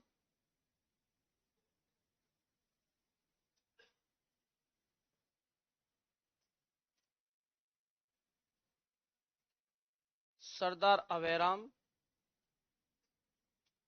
और सरदार बिशन राम।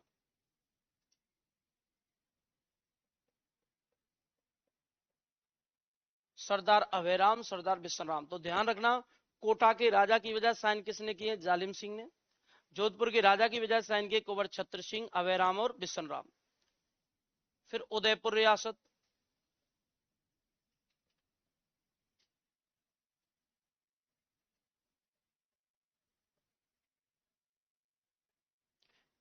और उदयपुर रियासत की हम बात करेंगे तो उदयपुर रियासत ने संधि कब की है? तो उदयपुर रियासत ने साइन किए 13 जनवरी को, 13 जनवरी 1818 को। अब यहां से आपके 2-3 टाइप के क्वेश्चन सॉल्व हो रहे हैं। किस रियासत से किस राजा ने अंग्रेजों से संधियां की हैं, कब की हैं, यह भी आपको मुद्दा पता चल रहा है। उदयपुर का राजा कौन था उस समय संधि के दौरान? तो उदयपुर के कौन से राजा ने संधि की है? तो उदयपुर के राजा थे भीम सिंह। तो मेवाड़ के किस राजा द्वारा अंग्रेजों से संधि की गई है? भीम सिंह द्वारा। ये लो, लेकिन उदयपुर के राजा ने भी साइन नहीं किए। इनके लिए साइन किए इनके सरदार थे अजीत सिंह, जो साइन करने गए थे। और यहां बताते हैं उदयपुर की तरफ से साइन किए हैं सरदार अजीत सिंह ने।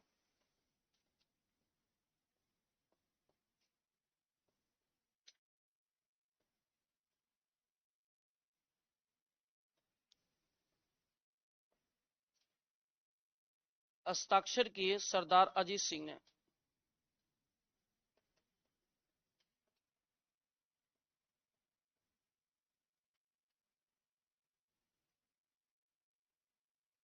ये आपको ध्यान रखना, सरदार अजीत सिंह ने हस्ताक्षर किए हैं।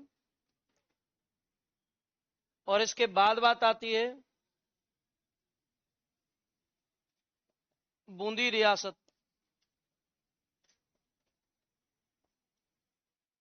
सबके आपको याद भी नहीं करने और ना ही आप याद कर पाओगे। बूंदी ने साइन कब किए? तो बूंदी ने साइन किए थे 10 फरवरी को, 10 फरवरी 1818 को। तो बूंदी का राजा कौन था जिसने साइन किए थे?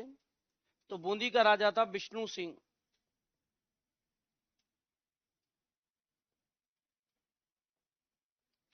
बूंदी का राजा था विष्णु सिंह।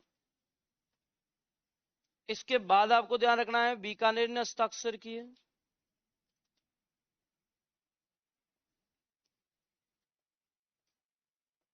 बीकानेर रियासत, और बीकानेर रियासत ने हस्ताक्षर किए 21 मार्च 1818।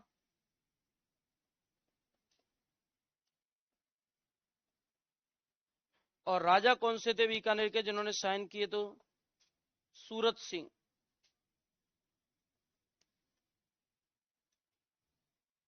इसके बाद आता है किशनगढ़,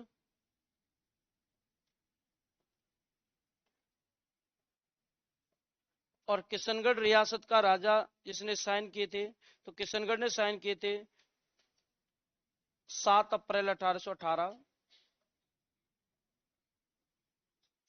और यहां का राजा कौन था, तो कल्याण सिंह।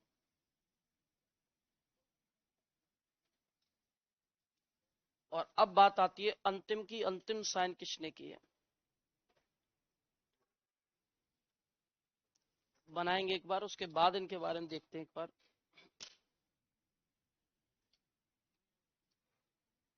दोनों में अंतर है, वो केवल नाम मात्र की थी, वो केवल सेना तक ही सीमित थी। इस संधि पर सारी शक्तियां राजाओं ने अंग्रेजों को हाथ पत्ते कर दे दिया था, यानी उनको अधिकार दे दिया था। आंतरिक मामलों में भी हस्तक्षेप कर सकते हैं आप। यहाँ एक अधिकारी जो पॉलिटिकल एजेंट है, वो अंग्रेजों के एक अधिकारी राजा के कंट्रोल के लिए महल में रहेगा। आप अपनी सेना बिल्कुल नहीं रखेंगे। राजा किसी ना विदेशी से ना स्वदेशी से किसी राजा से कोई मीटिंग नहीं करेंगे। आप महल से बाहर भी जाओगे तो आपकी इंफॉर्मेशन अंग्रेज अधिकारी को देनी पड़ेगी। तो पूरा आंतरिक मामलों में भी हस्तक्षेप हो गया था, तो पूरी शक्तियां इनको दे दी थी। बदले में अंग्रेजों को केवल इतना करना है, मराठा और पिंडारियों से इनकी सुरक्षा करनी है, बॉडीगार्ड बनना है, बस इतना सा शर्त थी। सब कुछ दे दिया ये मान लीजिए। और ये संधि नहीं होती तो शायद अंग्रेज कभी आधिपत्य कर ही नहीं पाते, क्योंकि क्रांति आम जनता ने की है, राजाओं ने इसलिए नहीं की, क्योंकि राजा तो संधि से बंधे हुए थे। और जुबान ऐसी पक्की, वादा कर दिया तो कर दिया, अब नहीं लड़ेंगे अंग्रेजों से। नहीं तो 90 साल पहले आजाद हो जाते हम 1857 में।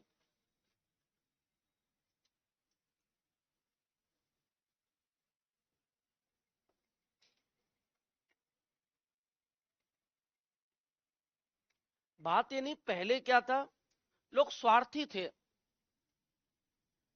उनके ऐसे नहीं था कि भारत देश के लिए कुछ करना, उन्हें अपने से मतलब था, अपना राज्य सुरक्षित बच जाए, साइड वाले की खोपड़ी फूट जाए, ढंग से फूट जाए, 2-4 जगह से फूट जाए, बेड रेस्ट पे रहे, यही था। अगला राजा दूसरी रियासत का आगे नहीं बढ़ना चाहिए, क्योंकि साइड वाली रियासत का राजा आगे बढ़ेगा, इसका मतलब है वो आगे जाके हमारे लिए खतरा है। तो दूसरे लोगों को मोटिवेट करते थे कि आप आओ दूसरी रियासत पे आक्रमण करो, तो अपने लिए सोचते थे। और यही रीजन था जो फूट तो थी, वही तो, उसी का तो फायदा उठाया सबने। और इसीलिए आप ये देख लिए मालिक चेंज होते रहे हैं। पहले तुर्कियों ने शासन किया, फिर मुगल आ गए, मुगलों के बाद अब फ्रांसीसी आ गए, डच आ गए, पुर्तगाली आ गए, फिर अंग्रेज आ गए। तो मालिक ही तो चेंज हुआ, आम जनता तो चेंज हुई नहीं। मालिक बदलते रहते थे बस। और अंग्रेजों ने सबको खत्म कर दिया। नहीं तो पुर्तगाली भी खूब रहे थे। अब तो कोई आके दिखाए, अब तो तुम ही नहीं टिकने दोगे। अब तो देखो, बात यह है कि कोई नेता है, कोई कुछ नहीं करता, आम जनता अवेयर होनी चाहिए। आम जनता जब तक अवेयर नहीं, पहले लोगों की शिक्षा ही नहीं होती थी। जो व्यक्ति सदियों से खेतीबाड़ी करते आ रहा है गांव में, वो खेतीबाड़ी तक ही सीमित था, उसे खेतों से बाहर की दुनिया पता ही नहीं थी, और ना पता चलने देते थे। सेठ साहूकार जो थे कि तुम्हें इतना बताया गया उतना ही करना है। लोग पढ़ लिख कर ही जब तो समझ में आया है। पाश्चात्य संस्कृति का प्रभाव पड़ा है। कुछ लोग हमारे विदेश में ब्रिटेन पढ़ने चले गए, वो इतने अवेयर होकर आए कि उन्होंने समाज को परिवर्तन करने का मुद्दा रख दिया। स्वामी विवेक, राजा राम मोहन राय ब्रिटेन में पढ़ के आया, उसने प्रण ले लिया वहां से आकर कि सती प्रथा आज के बाद होने नहीं दूंगा। तो जब बाहर निकले तब जाके मैं पता चला कि आगे तो समाज बहुत आगे है, हम तो बहुत पीछे है। तो बाहर निकल के तो पता चला कि दुनिया कैसी है। और पहले लोगों को गांव में ही सीमित रखते थे, गांव से बाहर उन्हें दुनिया पता ही नहीं थी, तो कैसे सुधार होगा? तभी तो सुधार नहीं हुआ। और जिस दिन राजा राम मोहन राय पढ़कर आए, उन्होंने पहली बार अपने पिताजी से कहा कि मैं ऐसे समाज को एक्सेप्ट नहीं करूंगा, मुझे बदलाव चाहिए। उन्होंने कहा क्या करना चाहता है? सती प्रथा रोकना चाहता हूं, महिलाओं को सती होने से रोकना चाहता हूं। लेकिन वो व्यक्ति एक दिन में तो बदलाव होता नहीं। और उसकी आंखों के सामने जब वो खुद बदलाव करा, घर में बदलाव नहीं कर पाया, उसकी आंखों के सामने उसकी भाभी को सजाया जा रहा था सती होने के लिए। उसने कहा मैं तो देश बदलने चला हूं, यहां तो घर में भाभी कोई नहीं बदल पाया, सती होने जा रही है। तो भागता अपनी भाभी को रोकने के लिए, सती नहीं होने दूंगा। तो उसके पिताजी ने 4 बॉडीगार्ड बुलाए, पकड़ो इसे और इसे यहां पकड़ के बैठा के रखो, ये हिलना जुलना नहीं चाहिए, इसके सामने सती होगी तब पता चलेगा। समाज की परंपराएं एक आदमी चेंज नहीं कर सकता, सदियों से चला आ रहा है, उसे कैसे बदल सकते हैं? तो राजा राम मोहन राय पूरे प्रयास करते, 4 बॉडीगार्डों ने जमीन पर पटक लिया, देख सती होते हुए तेरी आंखों के सामने, ये बदलाव नहीं हो सकता। और जब सती हो गए, अब मरे हुए तो जिंदा आ नहीं सकते। तो जाकर गुस्से में पिताजी के पास गए, मैं अब आज किसी को, आज तो जो हो गया हो गया, आज के बाद किसी को सती नहीं होने दूंगा। पिताजी ने कहा थैला उठा और यहां से निकल जा, बदलाव की बात आज के बाद मत करना, इस घर में तेरी कोई जगह नहीं। तो घर वाले ही नहीं बदलाव करने देते तो कहां से बदलाव आए। तो पहले क्या सीमित सोच सीमित थी, बाद में ब्रॉड सोच हुई तभी तो आगे बढ़े। अब देखो यहाँ संधि का नाम क्या है भाई, संधि का नाम क्या भूल गए ना, संधि करते करते संधि का नाम ही भूल गए। संधि का नाम पेज पलट के देख लो ना, आश्रित पार्थक्य की संधि। संधि लाने वाला कौन है, लॉर्ड हेस्टिंग। कितने अंग्रेज अधिकारी भेजे, 2। पहला कौन है, दूसरा कौन है, जॉन मेलकम का क्या काम है, बागड़ से। अच्छा सबसे पहले संधि कौन सी रियासत, कब की बात है, किसने की है, दूसरी कौन सी, कब की है, राजा कौन है, विस्तृत किसने की है, कब की है, राजा कौन है, साइन किसने की है, फिर कौन सी है, कब की गई है, कौन सा राजा है, साइन कितने लोगों ने किए, कौन कौन से, छत्र सिंह, भयराम, बिशन राम। उदयपुर ने कब किए हैं, राजा कौन है, साइन कौन करेगा, फिर किसने किए हैं, कब किए भाई, राजा कौन था, फिर किसने किए हैं, कब किए हैं, राजा कौन था, फिर किसने किए हैं, कब किए हैं, राजा कौन था। अब बात आती है अंतिम साइन। देखो ये वाला, ये आगे बढ़ाना, ये वाला ये गया, ये आ गया अंतिम हस्ताक्षर।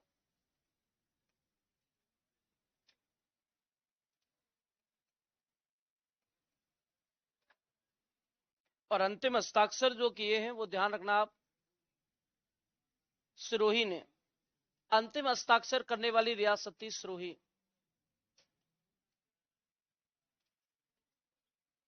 बात मत करो, अंतिम साइन करने वाली रियासत थी सिरोही। अब बात आता अंतिम रियासत सिरोही है, तो सिरोही ने कब साइन किए, तो सिरोही ने साइन किए थे 11 सितंबर को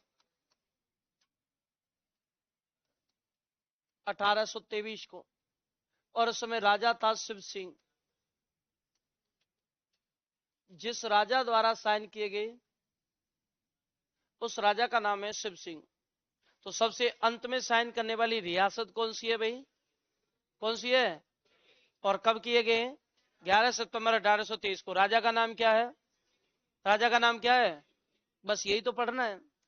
एक लाइन तो ये आती है कि बताइए 1817 में राजस्थान की कितनी रियासतों ने संधियां की, 3। कौन कौन सी, करौली, टोंक और कोटा। ये मुद्दा क्या क्वेश्चन आ चुका है कई बार 1817। बाकी मैंने इसलिए लिखवाई है इतनी क्योंकि क्रम पूछा जाएगा आने वाले टाइम में, फिर क्रम आप सही नहीं कर पाओगे तो मुझे पकड़ लोगे, मैं आपको नहीं मिलूंगा, फिर ढूंढोगे, टॉर्च लेके ढूंढोगे कहाँ है। तो इसलिए आपको सारी चीजें पहले ही याद करवानी है ना।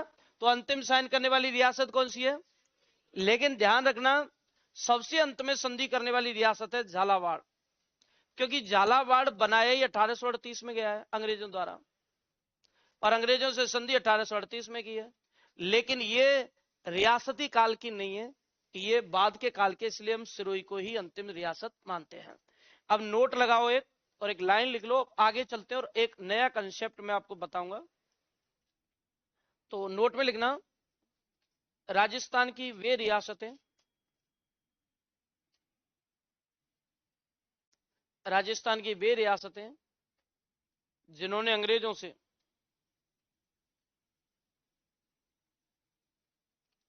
राजस्थान की वे रियासतें जिन्होंने अंग्रेजों से 1817 में, जिन्होंने अंग्रेजों से 1817 में संधि की थी, 1817 में संधि की थी, 1817 में संधि की थी। ठीक है, चलिए अब देखते हैं कौन कौन सी है, करौली, टोंक और कोटा। लिखो इसको, की थी करौली, टोंक, कोटा।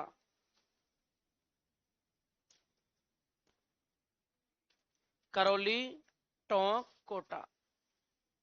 ठीक है, ये प्रश्न क्या है आपको याद रखना, बाकी क्रम आपको याद हो जाएगा। यहां से मैं आपको जब तक क्रांति खत्म होगी एक एक लाइन टू लाइन याद करवा दूंगा। अभी तो क्या करवाइए तो तुरंत याद होगा तो आपको लोड आ जाएगा, लेकिन इतना रिवाइज होता है क्रांति के दौरान वो खुद ही याद हो जाता है।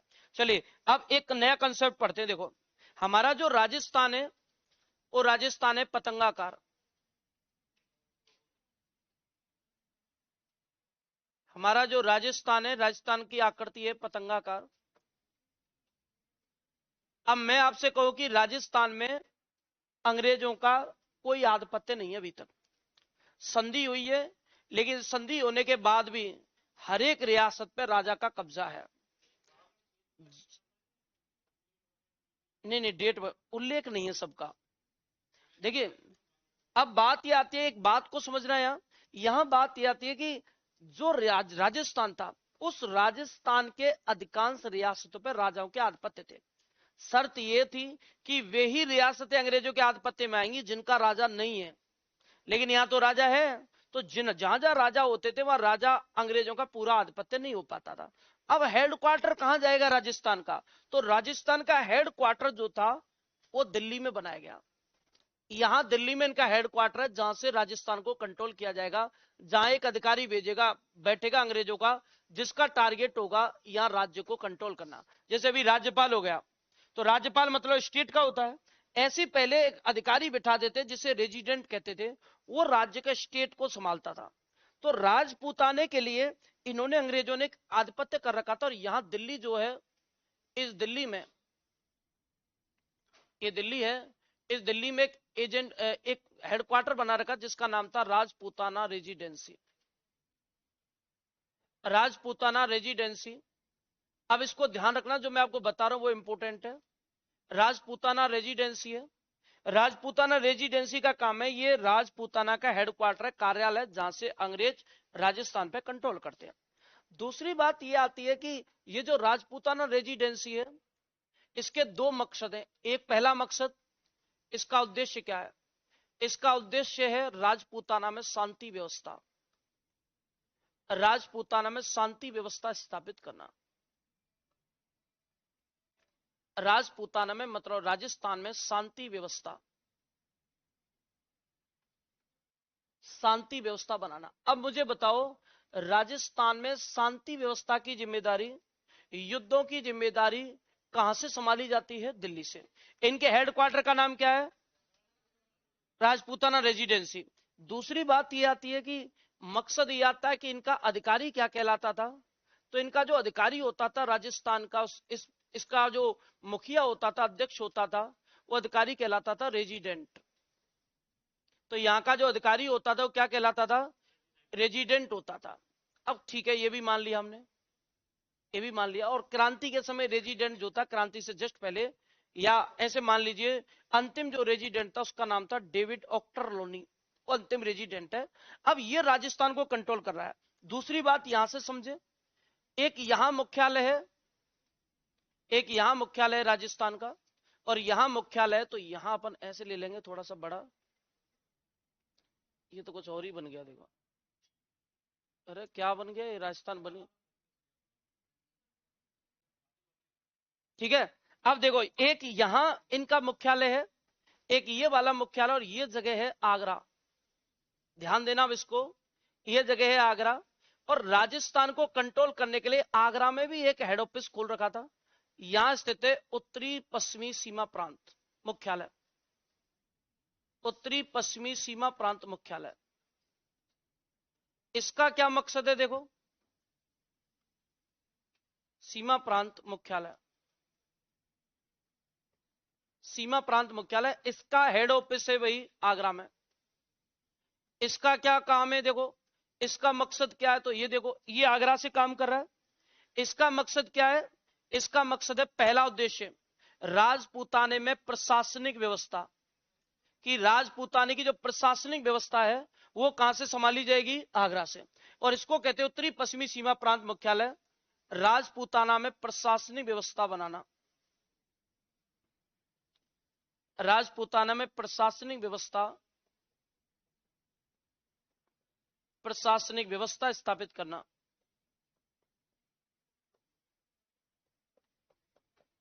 बनाए रखना। अब मुझे एक बात बताओ, राजस्थान को कितनी जगह से हैंडल किया जा रहा है? दो। कितनी जगह से हैंडल कर रहे हैं? दो। एक तो कहां से हैंडल कर रहे हैं? दिल्ली में ऑफिस का क्या नाम है? राजपूताना रेजिडेंसी। एक कहां से हैंडल कर रहे हैं? आगरा में ऑफिस का क्या नाम है? उत्तरी पश्चिमी सीमा प्रांत मुख्यालय। अच्छा, पहली बात है, इसका काम क्या? राजपूताना रेजिडेंसी का काम क्या है? जबकि ये जो उत्तरी पश्चिमी सीमा प्रांत है, इसका क्या काम है? तो दो मुद्दे हो गए राजस्थान का, शांति व्यवस्था और कौन सी व्यवस्था है? प्रशासन। अब इसका मुद्दा आता है, इसके अधिकारी को क्या कहते हैं? इसका अधिकारी क्या कहलाता था? तो इसका अधिकारी कहलाता था लेफ्टिनेंट। इसका अधिकारी कौन होता था? लेफ्टिनेंट कहलाता था। और यह ध्यान रखना, क्रांति के समय लेफ्टिनेंट कौन था? तो क्रांति के समय लेफ्टिनेंट था कोलविन। कि क्रांति के समय लेफ्टिनेंट कौन था?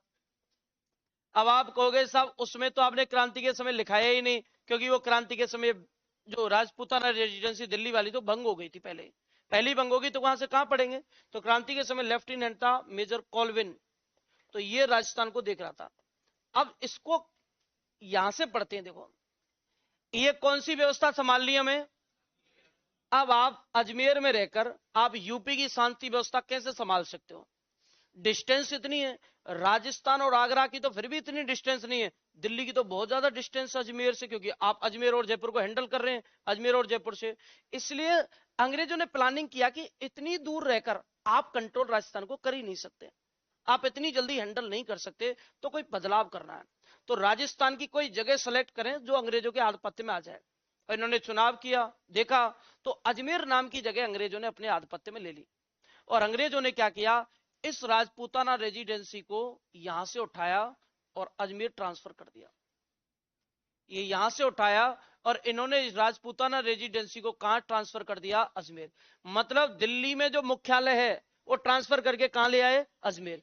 अजमेर लेकर आए तो आप ये ध्यान रखना है, यहां आपको ध्यान रखना है, रेजिडेंसी का स्थानांतरण कर दिया। रेजिडेंसी का स्थानांतरण, और रेजिडेंसी का स्थानांतरण किया गया है। और रेजिडेंसी का स्थानांतरण किया गया तो कहां किया गया है? अजमेर में। कहां किया गया है भाई? अजमेर में। अब मुझे बताओ अजमेर में क्या कहलाएगी? अब राजपूताना रेजिडेंसी। अब अजमेर में नई राजपूताना रेजिडेंसी आ गई है। और इसका ट्रांसफर कब किया गया है ये भी आपको ध्यान रखना है। और इसका मुख्यालय यहां बनाया गया 1832 में। तो राजपूताना रेजिडेंसी 1832 में उठाकर कहां रख दी है? अजमेर। अब मुझे एक बात बताओ, राजस्थान में जब राजपूताना रेजिडेंसी दिल्ली से काम करती थी तो इनका अधिकारी क्या कहलाता था?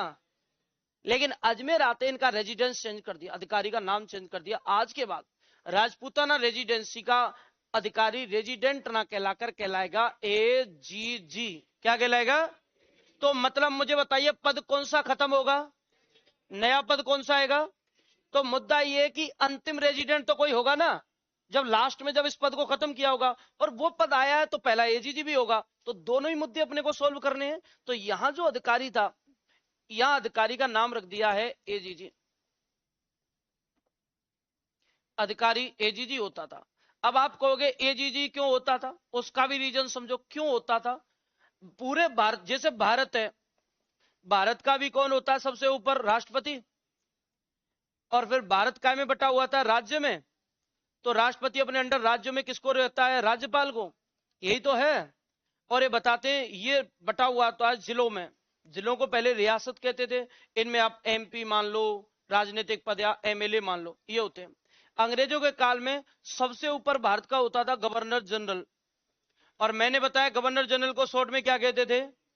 ये राज्यों में रखता था एजीजी, मतलब agent to governor general. Governor general अपना एजेंट राज्यों में नियुक्त करता था। ये क्या करेगा? अपने अंडर जिलों में रियासतों में रखेगा पीए। पीए मतलब पॉलिटिकल एजेंट। तो गवर्नर जनरल के अंडर एजीजी और एजीजी के अंडर कौन है? मतलब राष्ट्रपति के अंडर राज्यपाल और राज्यपालों के अंडर कौन है? MP MLA. तो इस सिस्टम बन गया ना, राजनीतिक तंत्र बन गया। तो रियासतों में तो मैं पढ़ाऊंगा आपको पीए, राज्य का पढ़ेंगे एजीजी। और एजीजी का नया मुख्यालय हम कहां उठा लाए हैं? कब लेकर आए भाई? अरे कब लेके आए? 1832। आपसे पूछा जाएगा बताइए राजस्थान का पहला एजीजी कौन था? तो राजस्थान का फर्स्ट एजीजी आपको बताना होता है। तो राजस्थान का फर्स्ट एजीजी कौन था? तो फर्स्ट एजीजी था मिस्टर लोकेट। राजस्थान का पहला एजीजी कौन था भाई? मिस्टर लोकेट पहला एजीजी था। लेकिन हमें पहला नहीं चाहिए, हमें चाहिए क्रांति के समय एजीजी बताओ। तो क्रांति के समय राजस्थान का जो एजीजी था वो था पैड्रिक लॉरेंस। एजीजी और क्रांति के समय एजीजी का नाम क्या था? Padraig Lawrence. अब मुझे बताइए सारे लोग एजीजी कहां बैठकर काम कर रहा है? अरे अब हेडक्वार्टर कहां गया है? अब राजस्थान की शांति व्यवस्था तो कहां से देखी जाती है? अजमेर से। और प्रशासनिक व्यवस्था कहां से देखी जाएगी? अब यहाँ एक मुद्दा ये आता है कि आप ये मान लो कि राजस्थान में गर्मी बहुत पड़ती है। आजकल तो क्या, आप किसी ऑफिस में चले जाओ, सरकारी ऑफिस में एसी वगैरह सारी व्यवस्थाएं रहती हैं। गर्मी तो पहले भी पड़ती थी, आज भी पड़ती है, लेकिन अब अधिकारियों की सुविधाएं देखिए, अब पहले नहीं थी। तो एजीजी ने शिकायत की सरकार को कि राजस्थान में साथ बहुत गर्मी पड़ती है, मई जून में तो रहा ही नहीं जा सकता। तो अंग्रेजों ने फैसला किया कि गर्मियों के दिनों में एजीजी रहेगा माउंट आबू। कहां रहेगा? गर्मी गर्मी तो साहब आप माउंट आबू रहोगे, और सर्दियों में बाकी के टाइम आप कहां रहोगे? अजमेर। तो गर्मी मतलब ग्रीष्म ऋतु, तो ग्रीष्म ऋतु मतलब ग्रीष्मकालीन मुख्यालय एजीजी का कहां बनाया गया है? माउंट आबू। तो ग्रीष्मकालीन मुख्यालय कहां रहेगा? तो एजीजी का मुख्यालय आपको बताना है तो कहां बनाया गया बताओ? लेकिन ग्रीष्मकालीन मुख्यालय कहां बनाया गया? कहां बनाया गया था? माउंट आबू। अच्छा मुझे बताओ, ऐसे बना लेंगे क्या? ऐसे बना लोगे ना? इसको बना लो एक बार। अब कईयों को तो ये रहेगा स्टार्ट कहां से करें, जहां से मैंने किया वहीं से तुम करो। दिल्ली से करो स्टार्ट। हमेशा स्टार्टिंग ऊपर से की जाती है। हाँ बिल्कुल। हाँ बिल्कुल। एजीजी का मुख्यालय।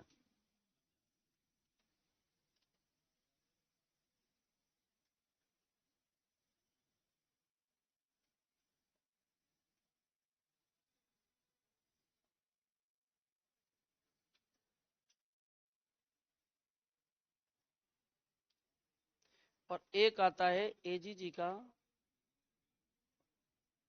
बात मत करो। अच्छा ग्रीष्मकालीन तो समझ जाओगे, ग्रीष्मकालीन क्या है? गर्मी गर्मी। और ग्रीष्मकालीन जो मुख्यालय था वो माउंट आबू बनाया था 1845 में।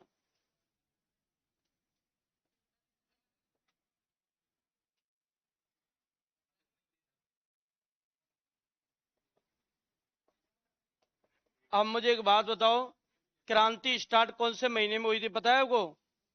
मई के महीने में। तो मई के महीने में गर्मी रहती है सर्दी? गर्मी। तो एजीजी कहाँ रहता होगा मई के महीने में? तो जिस समय क्रांति स्टार्ट हुई उस समय एजीजी माउंट आबू में था, वहीं सूचना पहुंची थी सबसे पहले।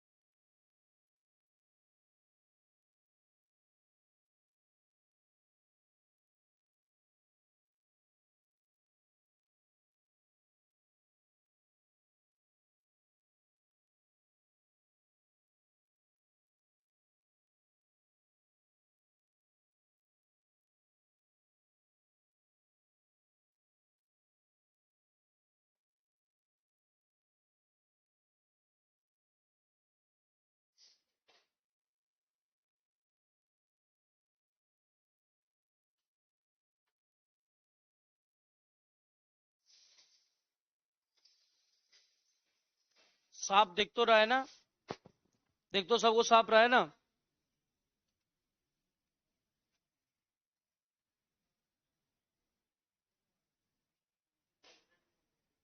ऑक्टल लोनी आगे लिखा देंगे।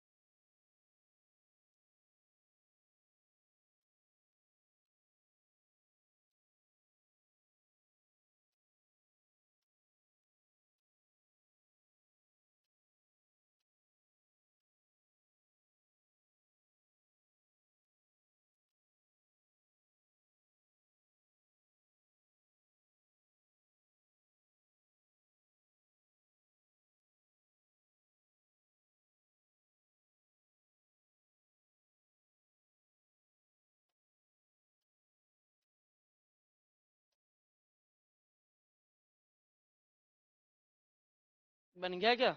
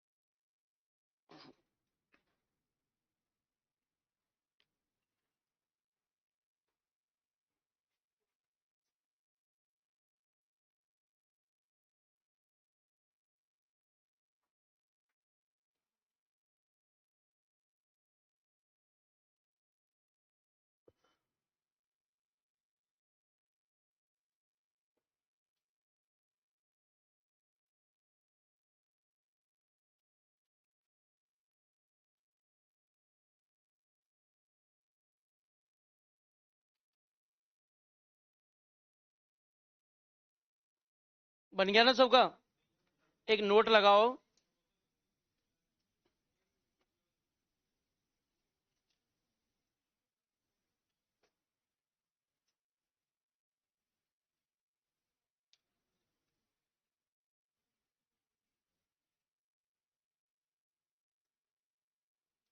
चले नोट में लिखना राजस्थान का अंतिम रेजिडेंट,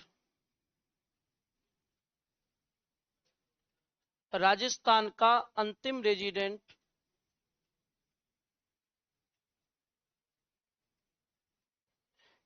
डेविड ऑक्टरलोनी था।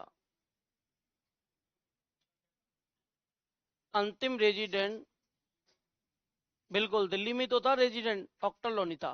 भाई राजस्थान में तो रेजिडेंट थे ही नहीं, उनका तो पर नाम ही चेंज कर दिया था पद का। राजस्थान आते तो अजमेर आते तो वो एजीजी हो गए थे। तो राजस्थान का अंतिम रेजिडेंट डेविड ऑक्टरलोनी था।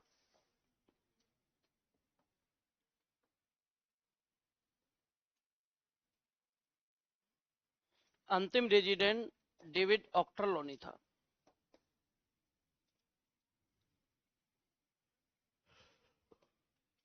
चले आगे अब।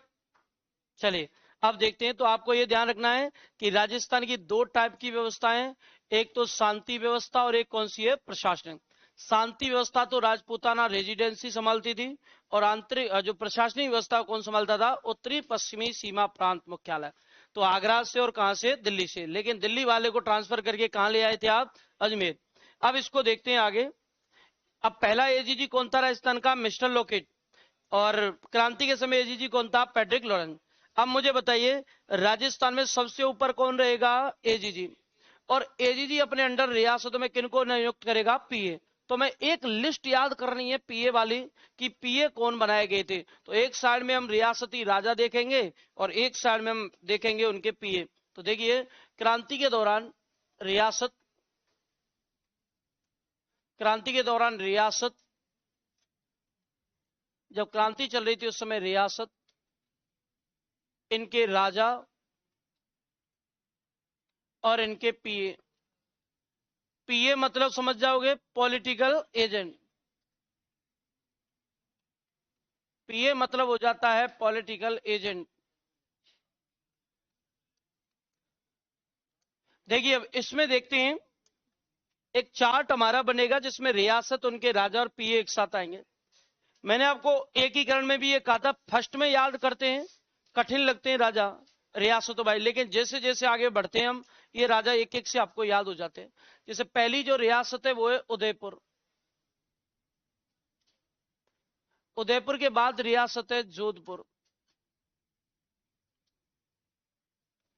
जोधपुर के बाद हम रियासत लेंगे जयपुर। जयपुर के बाद हम रियासत लेंगे कोटा। कोटा के बाद हम रियासत लेंगे भरतपुर। भरतपुर के बाद हम रियासत लेंगे सिरोही। सिरोही के बाद हम रियासत लेंगे प्रतापगढ़। प्रतापगढ़ के बाद हम जो रियासत लेंगे वो लेंगे बीकानेर। बीकानेर के बाद रियासत लेंगे अलवर। अलवर के बाद रियासत लेंगे करौली। करौली के बाद हम रियासत लेंगे धौलपुर। धौलपुर के बाद हम रियासत लेंगे टोंक। इनको सॉल्व करते हैं, सबके राजा हैं। यदि आपसे पूछा जाता है क्रांति चल रही थी तो क्रांति के समय उदयपुर यानी मेवाड़ के राजा कौन थे, तो मेवाड़ के राजा का नाम था स्वरूप सिंह। तो क्रांति के समय मेवाड़ उदयपुर के राजा का क्या नाम था, जोधपुर के राजा का नाम था तख्त सिंह। कि क्रांति के समय जोधपुर के राजा कौन थे, तख्त सिंह। जयपुर के राजा कौन थे, तो राम सिंह सेकंड। कि जयपुर के राजा थे राम सिंह सेकंड। कोटा के राजा कौन थे, तो कोटा के राजा थे राव राम सिंह। ध्यान रखना दोनों जगह ही राम सिंह है और दोनों ही राम सिंह सेकंड है, लेकिन मैं अंतर करने के लिए एक राम सिंह सेकंड है और एक राव है, तो कोटा वाले में राव लग जाता है, तो इन्हें अलग अलग करने के लिए। भरतपुर के राजा का क्रांति के समय नाम था जसवंत सिंह। कि क्रांति के समय भरतपुर के राजा का क्या नाम था, जसवंत सिंह।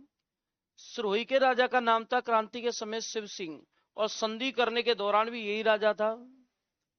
प्रतापगढ़ के राजा का नाम था दलपत सिंह।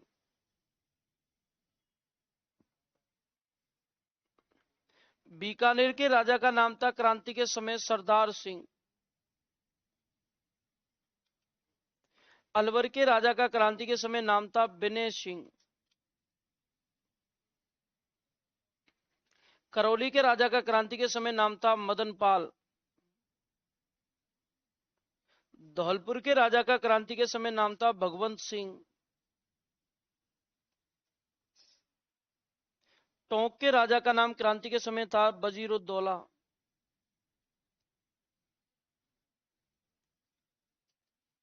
वजीरुद्दौला।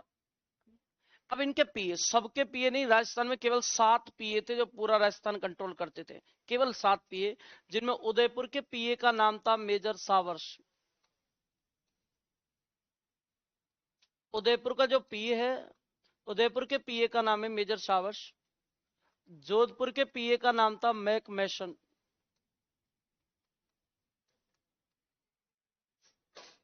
जयपुर के पीए का नाम था मेजर ईडन, इसे विलियम ईडन भी कह देते हैं। कोटा के पीए का नाम था मेजर वर्टन।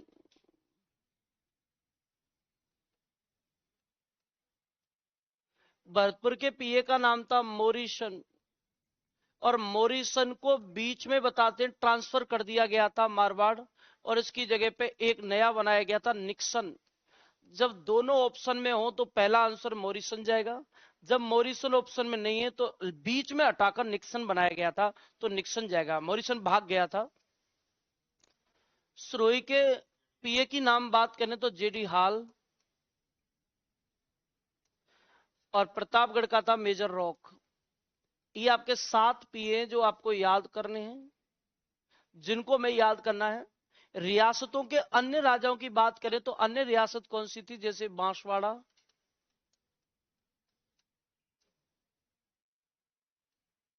झालावाड़, डूंगरपुर,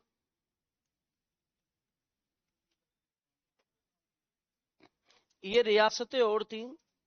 बांसवाड़ा के राजा का नाम था लक्ष्मण सिंह, की क्रांति के समय बांसवाड़ा के राजा का क्या नाम था, लक्ष्मण सिंह।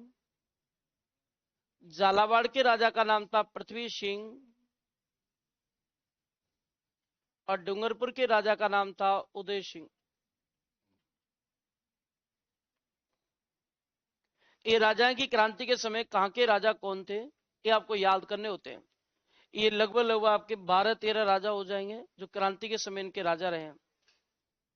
7 पीए जो राजस्थान को हैंडल करते थे, 7 पीए मिलकर।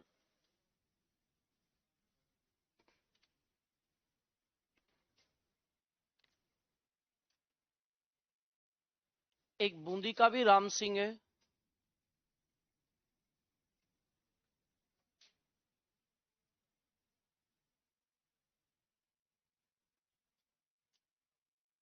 बूंदी का भी, कोटा, जयपुर और बूंदी तीनों के राम सिंह थे। रणजीत सिंह, जैसलमेर का रणजीत सिंह।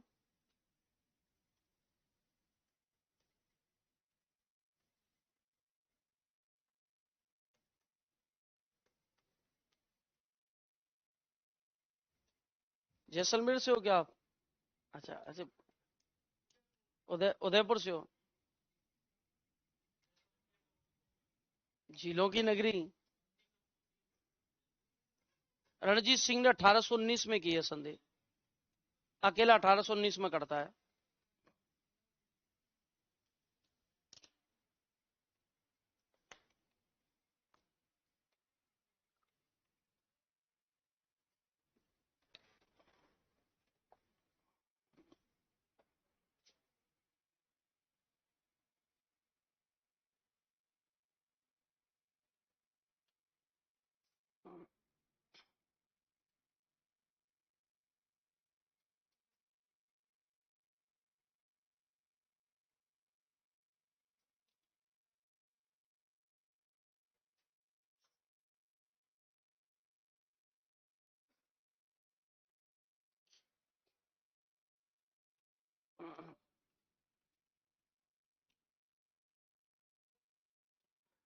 पीए कितने याद करने, ओनली 7। राजा आपको 10, 12, 13 याद करने हैं, कई बार मेल मिलाप का क्वेश्चन आ जाता है कि क्रांति के समय कौन सी रियासत का राजा कौन था, कौन सी रियासत का पीए कौन था, तो आपको ध्यान रखना है। आपने राजा बेशक पढ़े होंगे, मैं आपको सामंत भी याद करवाऊंगा कि क्रांति के समय कौन से सामंत कहाँ का था, क्योंकि आजकल राजाओं की वजह सामंतों के क्वेश्चन आ रहे हैं। सामूद का सामंत पूछा जा रहा है, अपना ये बता दें केसरिया सलूमर का सामंत पूछा जा रहा है, कोठारिया का पूछा जा रहा है, बेदला का पूछा जा रहा है, आजकल सामंत पूछे जा रहे हैं, पलोद का पूछा जा रहा है, तो कुशलगढ़ का पूछा जा रहा है। कौन कौन से सामंत थे जिन्होंने अंग्रेजों की वफादारी निभाई। कल आपको क्वेश्चन सर्च करके लाना है, और क्वेश्चन का नाम ये है कि कौन सा ऐसा राजस्थान का राजा था इनमें जिसने क्रांति में भाग नहीं लिया और अंग्रेजों का साथ नहीं दिया था। कहां का राजा था जिन्होंने अंग्रेजों का साथ नहीं दिया, क्रांति में खुद को दूर रखा, क्रांति में भाग ही नहीं लिया। ये कल आप सर्च करके लाओगे, बाकी कब पढ़ेंगे, कल। ठीक है।